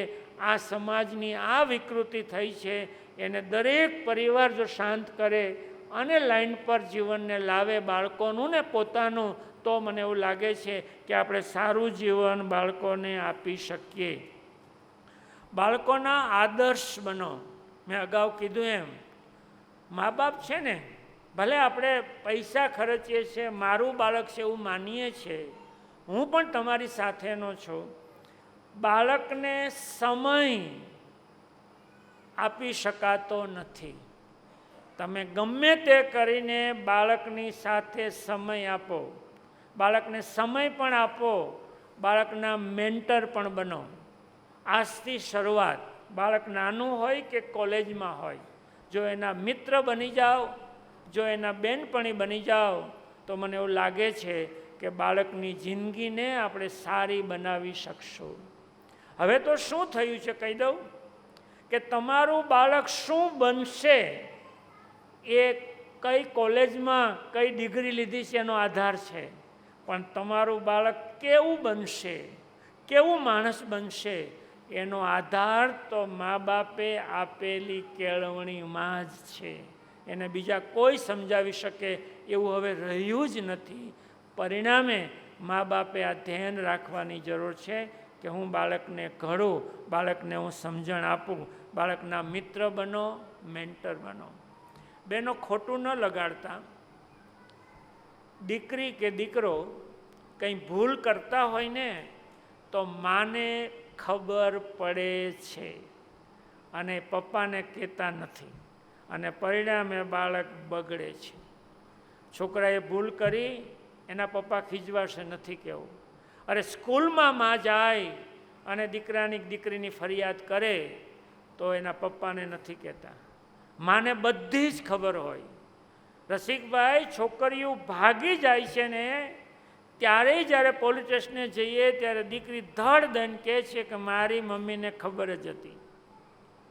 માં ચલાવે છે. પ્રેમ કરવા દો તો કંઈ વાંધો નથી, પણ એને ફસાવા ન દો. એની ભૂલને પાછી વાળો, એને સમજણ કેળવો. આની જરૂર છે. એટલે માએ નાની પણ ભૂલ હોય તો એના પપ્પાને કહો, બાળકને પાછું વળવાની જગ્યા આપો. માએ આ રોલ ભજવવાનો છે. અમે ઘણા કેસમાં જોયું છે કે માને ખબર હોય છે.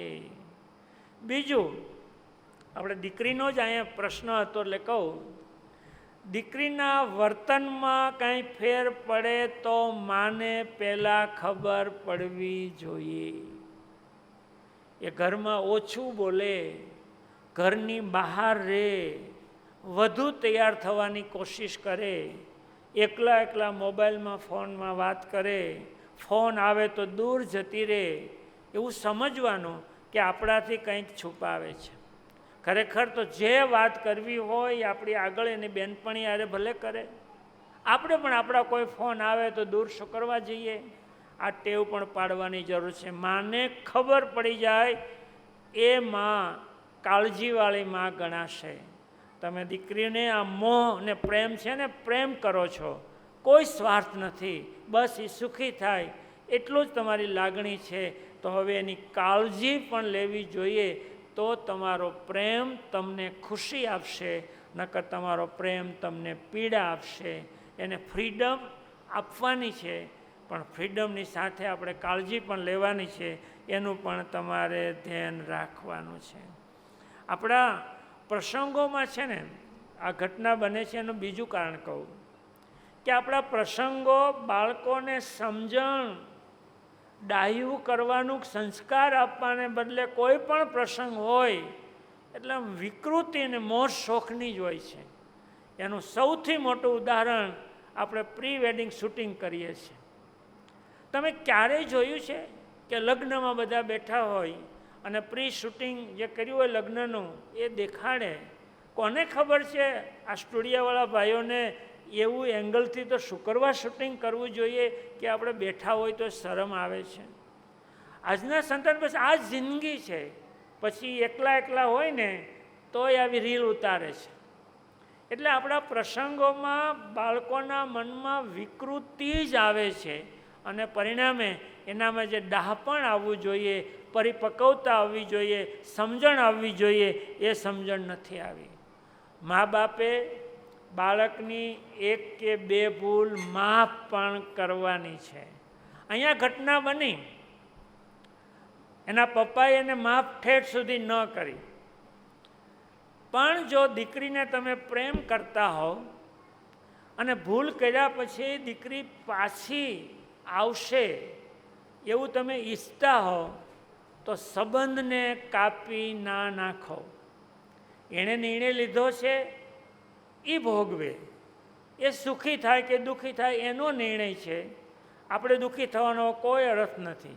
આમ પણ એક સત્ય તમને કહું કે ચિંતા કરવાથી પ્રશ્ન હલ થતો જ નથી.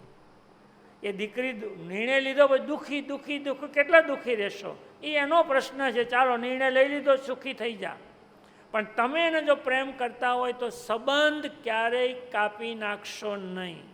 સંબંધ જીવતો હશે ને તો દીકરી આવું કાંઈ થયું હોય તો ધડ દઈને પાછી આવશે. આવી અસંખ્ય ઘટનાઓ મેં જોઈ છે. પોલીસ એમ કે અત્યારે તમારી સામે આવવાની ના પાડે છે, પણ તમે સંબંધ રાખજો. મળવા આવે એવું તમે કહી દો, કાંઈ વાંધો નહીં, તું રહે છો, અમે સંબંધ રાખશું, તમે તારે આવો જાઓ. અને જો તકલીફ પડે તો દીકરી પાછી આવી શકશે. એટલે ભૂલને માફ કરતા શીખવાડો. દાંપત્ય જીવન મમ્મી પપ્પાનું સારું હોય એ સંતાનમાં બહુ મોટી અસર કરે છે. આપણે બાળકોની પસંદગી કેવી કરી છે, બાળકોના સંસ્કારો કેવા આપ્યા છે. હમણાં રસિકભાઈ એક દીકરીને મેં બાયોડેટા આપ્યો કે આ જો તને પસંદ આવે તો આ છોકરા સારો છે, વાત ચલાવીએ. એટલે બાયોડેટોજન કે આ નહીં ચાલે. મેં કીધું કેમ? તો કે મારા કરતાં 1 ઇંચ નાનો છે, 1 ઇંચ નાનો છે. આ માપદંડ છે? પછી એક છોકરી લગ્ન કરવાની ના પાડે એટલે હું એને સમજાવવા ગયા, સંબંધી થાય. મેં તારા છોકરા લગ્ન નથી કરવા કે નહીં, મારે લગ્ન નથી કરવા. એટલે બહુ સમજાવ્યા પછી એ દીકરીએ કીધું, મેં કીધું ભાઈ લગ્ન હોય તો સુખી થવાય. તો કે અંકલ, મારા મમ્મીની પરિસ્થિતિ જોઈને મને એવું લાગે છે એ સુખી નથી થઈ તો લગ્ન કરવાથી હું સુખી નહીં થાઉં. મારા મમ્મી નથી સુખી થઈ, એણે જોયું હશે પપ્પાનો ત્રાસ કે મમ્મીને દુઃખ, મારે લગ્ન નથી કરવા. કોઈને કોઈ જગ્યાએ બાળકોના મનમાં આવું આવતું હોય છે. એ બાળકોને પ્રેમ આપો, બાળકોને ખરી સમજણ આપો, તમારું દાંપત્ય જીવન સારું રાખો તો બાળકોને આ જીવનમાં ગોઠવાવાની ખબર પડે. અને વાત જો સંબંધની હોય, છેલ્લી વાત કરું, દીકરીનો સંબંધ સારી જગ્યાએ કરવો છે. હવે સંબંધ માટેના હું તમને લાયકાત કહું. દીકરીનો સંબંધ કરવો હોય તો આપણે શું જોઈએ? આજે સંબંધ નથી થતા. છોકરાઓ રહી જાય એ તો વાત સમજ્યા, છોકરીઓની ઘટ ગણીએ છે. પણ અસંખ્ય છોકરીઓ 30-35 વર્ષની થઈ જાય અને એને પાત્ર નથી મળતા. તો આવું કેમ? પહેલું તો કેવું પાત્ર શોધવું છે ને કેવું જોઈએ છે એની જ કોઈને ખબર નથી. મા બાપ અને સંતાનો વચ્ચેનું સંકલન કે આપણે કેવું જોવું છે. છોકરાને ગમે છે એ મા બાપને નથી ગમતું, મા બાપને ગમે છે છોકરાને નથી ગમતું. આ પરિસ્થિતિનું નિર્માણ થયું છે. છોકરાની વાત છોડો, છોકરીઓ માટે પાત્રની 4 લાયકાત છે પસંદ કરવા હોય તો. પહેલું, છોકરો કેવો હોવો જોઈએ? છોકરી મા બાપ બેયના માટે કોમન છે. છોકરો કેવો હોવો જોઈએ? તો પહેલું આપણે શું જોઈએ? છોકરાનું રૂપ જોઈએ કે છોકરો કેવો છે, એ સારો હોય આપણને ગમે. બીજું શું જોઈએ? છોકરો શું ભણેલો છે, એ સારું શિક્ષણ હોય તોય આપણને ગમે. ત્રીજું, એના ઘરમાં આર્થિક સગવડતા કેવી છે, આર્થિક સ્થિતિ સારી હોય તોય ગમે. ચોથું કે કુટુંબ કેવું છે, તો કુટુંબ ખાનદાન હોય તોય ગમે. જો છોકરો રૂપાળો હોય, સારું ભણેલો હોય, આર્થિક સ્થિતિ સારી હોય, કુટુંબ સારું હોય, આ 4 બાબત સારી હોય તો સંબંધ કરાય કે ન કરાય? કરી જ નખાય. અને દરેક વ્યક્તિ આ 4 બાબત શોધતી હોય. પણ એક સત્ય કહું, જ્યારે સંબંધ કરો ને ત્યારે આ 4 બાબત એક સાથે હોતી નથી. તમને રૂપ ગમે તો ડિગ્રીમાં બાંધછોડ કરો. તમને ડિગ્રી ભણેલું જોતું હોય સારું તો રૂપમાં બાંધછોડ કરો. તમને ડિગ્રી ને રૂપ 2 હોય તો પૈસામાં બાંધછોડ કરો. હું ખાનદાનને બાંધછોડ કરવા નથી કહેતો. આમાંથી એકાદું જતું કરીને બાંધછોડ કરીને જો સંબંધ કરો તો ઝડપથી થાય, નકર ઝડપથી થતા નથી. અને પછી પસ્તાઈને એકાદ જગ્યાએ બાંધછોડ કર્યા પછી જ સંબંધ થાય છે. એટલે પહેલાં બાંધછોડ કરવી જોઈએ. આ તમારું એક નિયમ છે. ત્રીજી વાત છે, છોકરા છોકરીઓનો જે પ્રેમ થાય છે એ પ્રેમને છોકરા છોકરીઓએ લાંબા સમય સુધી એનું ટેસ્ટિંગ જોવું જોઈએ. 2 મહિનાના 3 મહિનાના પ્રેમમાં લગ્ન કરીને ભાગી જવાય એવો નિર્ણય ક્યારે ન આવવો જોઈએ. એકબીજાને સમજો તો ખરા, આ પ્રેમ છે કે મોહ છે, એ મને સાચવશે કે નહીં સાચવે. અત્યારે તો લગ્ન કરી લે પછી ખબર પડે છે કે તો બીજા ધર્મના છે, લગ્ન કરી લે પછી ખબર પડે છે તો કે પરણેલ છે. તો આટલું બધું અંધારામાં શા માટે? આનું પણ બધાએ ધ્યાન રાખવું જોઈએ. અને છેલ્લે વાત, આજે મોટા ભાગના મા બાપ સામાજિક માન્યતાને સમજતા નથી. માતા પિતા વચ્ચેનો સંવાદ જ નથી. માતા પિતા ખુદને શું જોઈએ છે એની ખબર નથી. અને પરિણામે આ છોકરા છોકરી માટેના પ્રશ્નોમાં મા બાપ અટવાય છે. હું સમજું છું કે આજે તમામ માતા પિતાનો સૌથી મોટો પ્રશ્ન હોય તો બાળકના ભવિષ્યનો છે. એ બાળક શું બનશે અને બાળક કેવું બનશે એની ચિંતા મા બાપ કરે છે. જો ખરેખર ચિંતા કરતા હો તો એના માટે આપણે આજથી થોડાક ફેરફાર કરવા જોઈએ. આપણું એક જીવનશૈલી ઘરમાં સારી કરો. વહેલા ઉઠવાનું, વહેલા સૂઈ જવાનું એ ઘરમાં કરો. ઘરમાં સારું વાંચન કરો. સારી કારકિર્દી ઘડતર માટે બાળકોને દિશા આપો. અને બાળકોના તમામ નિર્ણયમાં એની સાથે રહીને એનું જીવન કેમ સુખી થાય એના માટેના પ્રયાસ કરવા એ જ શ્રેષ્ઠ ઉપાય છે. આપણે બાળકને પણ સમજવા જોઈએ. બાળકોને યોગ્ય સમજણ આપવી જોઈએ. આપણે બાળકો જોડે નાતો જ નથી. અસંખ્ય ઘર એવા છે કે જો દીકરો ઘરમાં આવે તો બાપ બહાર વિયો ગયો, અને બાપ ઘરમાં આવે તો દીકરો બહાર વિયો ગયો હોય. બીજી રૂમમાં જતા રહે. એક રૂમમાં બાપ દીકરો પણ બેસતા નથી. આજે યુવા ધન છોકરા હોય કે છોકરી હોય, મા બાપ સાથેનો એટેચમેન્ટ જ નથી. નાના બાળકો હોય ત્યારથી મા બાપ જોડે વાતો કરવી જોઈએ. જે છોકરું બહુ બોલકું હોય ને ઘરમાં, એ સારી વાત છે. ઘરમાં ન બોલે ને ધીરે ધીરે બોલતું બંધ થઈ જાય તો એ ચિંતાની વાત છે. બાળકોને બોલાવો, બાળકોને સારી વાતો કરો. કોઈ પણ ઘટના બને તો એની દિશાની વાત કરો. અટાણ છે ને બાળકને કશી ખબર નથી, કશી ખબર નથી. સત્યની પાછળ પણ સત્ય હોય. હું ઘણી વખત કહું, આપણે સૂર્ય ઉગમણી બાજુ ઉગે ને અને આથમણી બાજુ આથમે ને, સૂર્ય પૂર્વમાં ઉગે છે ને આથમણી બાજુ પશ્ચિમમાં આથમે છે. આ વાત સાચી સત્ય છે? સત્ય નથી.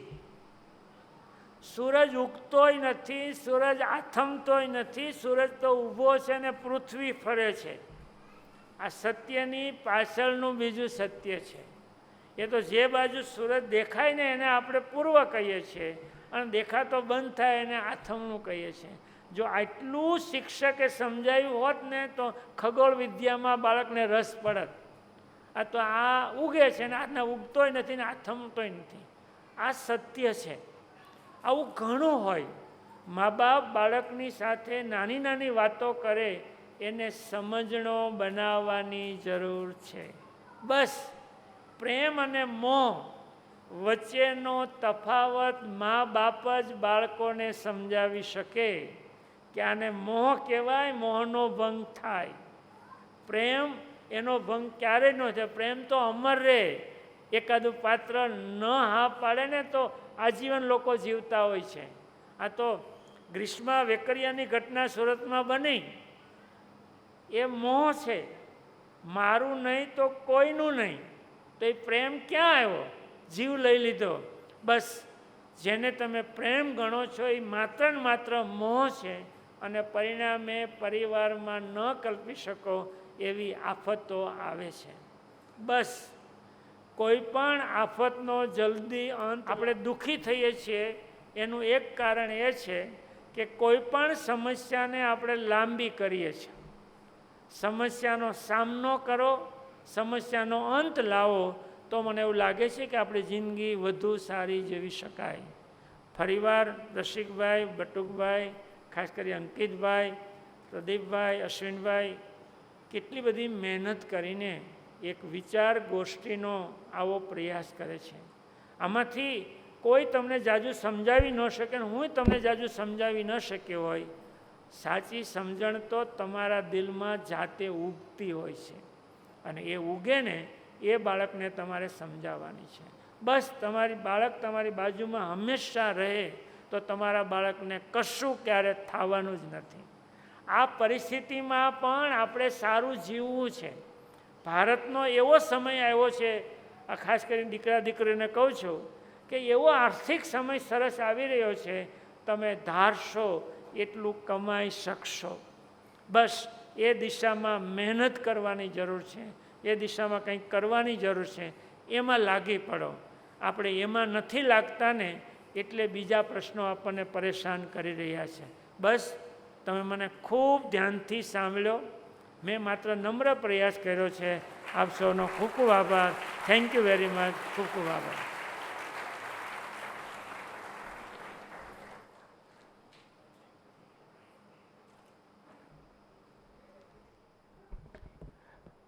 ખૂબ ખૂબ આભાર કાનજીભાઈ કે જેમણે સમાજની વરવી વાસ્તવિકતાની વાત કરી.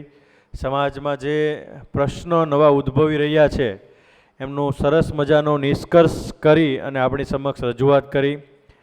એમની વેદના જે હતી, અમુક સમાજમાં જે નવા નવા પ્રશ્નો ઉપસ્થિત થઈ રહ્યા છે, ઉદ્ભવી રહ્યા છે, એ વેદનાની વાત કરી. અને આપણા પરિવારમાં આ પ્રશ્ન ન આવે કે અટકાવી શકાય આવતા તો એના માટે શું સમાધાન કરી શકાય, શું સોલ્યુશન લાવી શકાય, આ તમામ પ્રકારની સરસ મજાની વાત કરી. એટલે ફરી એકવાર કાનજીભાઈ ભાલાળા માટે જોરદાર તાળીઓ થઈ જાય.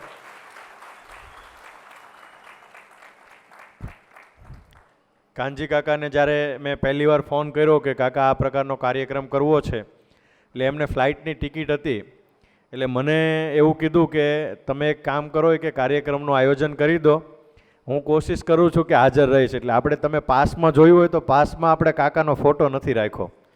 એટલે કાકાએ આપણને ત્યારે પરવાનગી તો આપી દીધી કે તમે કાર્યક્રમનું આયોજન કરી દો, હું પૂરતો પ્રયાસ કરીશ કે આવીશ.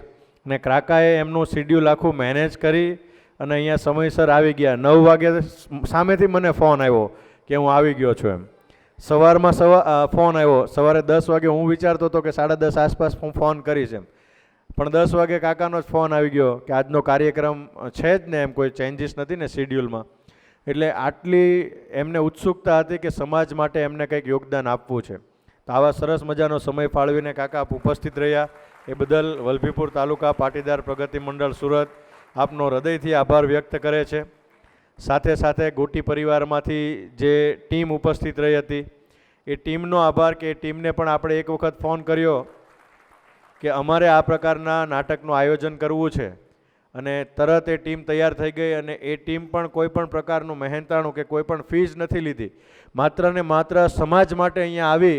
કેમ કે આ ડ્રામા કરવું 25 મિનિટનું, એના માટે 25 દિવસની તૈયારી જોઈએ. 20-25 દિવસથી એ લોકો પ્રેક્ટિસ કરતા હશે, રોજ 2-2 કલાક 3-3 કલાક પ્રેક્ટિસ કરતા હશે, ત્યારે આ એક 25 મિનિટનો ડ્રામા પ્લે થતું હોય વગર ભૂલે, તો એ 25 દિવસ સુધી એમણે સમય ફાળવ્યો હશે, એમના પરિવારનો સમય હશે, એમણે પ્રેક્ટિસમાં આપ્યો હશે, કોઈ કે એમના બિઝનેસનો સમય, કોઈ કે એમના ભણતરનો સમય પ્રેક્ટિસમાં આપ્યો હશે, ને આપણને સરસ મજાનો સંદેશ આપવા માટે ઉપસ્થિત રહ્યા એ બદલ ગોટી પરિવારની ટીમનો આપણે ખૂબ ખૂબ આભાર વ્યક્ત કરીએ છીએ.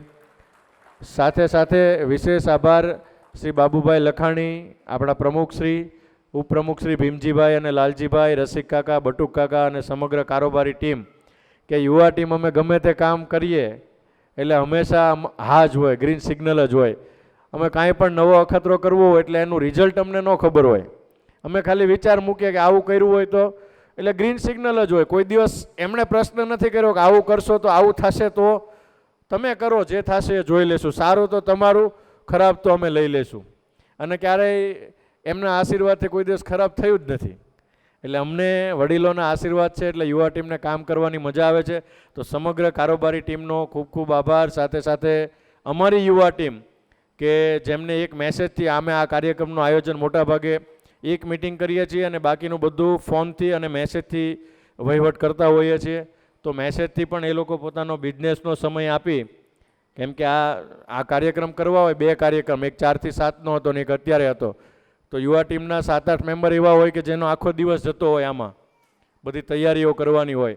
તો આ શનિવારનો એટલે ચાલુ દિવસ કહેવાય, તો ચાલુ દિવસમાંથી એ લોકો સમય આપે છે, પોતાના બિઝનેસમાં કંઈક ને કંઈક રીતે મેનેજ કરે છે, અને ત્યાંથી એ લોકો અહીંયા સમાજ માટે કંઈક કરવાની ભાવના સાથે સમય આપે છે. તો યુવા ટીમના તમામ વ્યક્તિ કે જે કાર્યક્રમના સફળ આયોજનમાં સહભાગી છે, તમામનો દિલથી આભાર વ્યક્ત કરું છું. વિશેષ આભાર આપ સૌ સભ્યશ્રીઓનો કે એક ફોટો ફરતો કરીએ અને 2 થી 3 દિવસ, આપણે પાસ વિતરણનો 3 દિવસનો સમય રાખતા હોઈએ છીએ, અને 3 દિવસમાં તાલુકાની ઓફિસે આવીને આપ પાસ લઈ જાઓ છો. એટલે ઘણાને એવું થતું આ ડિજિટલ યુગમાં પાસ શું કામ રાખો છો? એટલે પાસ અમે એટલા માટે રાખીએ છીએ કે તમને જ્યારે ખૂબ ઉત્સુકતા હોય ને કાર્યક્રમમાં આવવાની, તો જ તમે પાસ લેવા આવો. બરાબર? ખૂબ ઉત્સુકતા હોય તો જ પાસ લેવા આવો, ને પાસ લેવા આવો એટલે અમને સંખ્યા ખબર પડે કે આટલા વ્યક્તિ પાસ લઈ ગયા. જો અમે એવું કહીએ ને કે વગર પાસે એન્ટ્રી છે તો અમને એક્ઝેક્ટ સંખ્યાનો આઈડિયા નથી આવતો. એટલે અમારે જે આયોજન કરવું હોય ને એ આયોજનમાં અમને અગવડ પડે છે. એટલા માટે આપણે ઘણીવાર અમને સભ્યશ્રી પ્રશ્ન કરતા હોય કે ડિજિટલ યુગમાં તમે આ ફિઝિકલ પાસ શું કામ રાખો છો? પણ જે વ્યક્તિને તીવ્ર ઈચ્છા હોય ને એ જ કાકા લેવા આવે તાલુકાની ઓફિસે. બરાબર? અને અમારે એવા સભ્યોની જ અહીંયા જરૂર છે કે જેમને ખૂબ તીવ્ર ઈચ્છા હોય, અને એવા તમામ સભ્યો અહીંયા ઉપસ્થિત છે. તમામ સભ્યોનો આભાર માનું છું. સાથે સાથે અમારે સાઉન્ડ ટીમના મહેશભાઈ અને એમની ટીમ, કેમેરા ટીમ ભાર્ગવભાઈ અને આ સમસ્ત પાટીદાર સમાજની વાડી ધર્મનંદન હોલ, તમામનો ખૂબ ખૂબ આભાર વ્યક્ત કરી અને આ કાર્યક્રમને પૂર્ણ જાહેર કરું છું. ખૂબ ખૂબ આભાર. વિશેષ મેં જેમ કીધું એમ આવતા મહિનાની 19 જુલાઈએ આપણે સંવાદ 3નું આયોજન કરવાનું છે, તો એના પાસની પણ માહિતી મળે ત્યારે આપ તાલુકાની ઓફિસથી કલેક્ટ કરી શકો છો. ખૂબ ખૂબ આભાર, ખૂબ ખૂબ આભાર, ધન્યવાદ.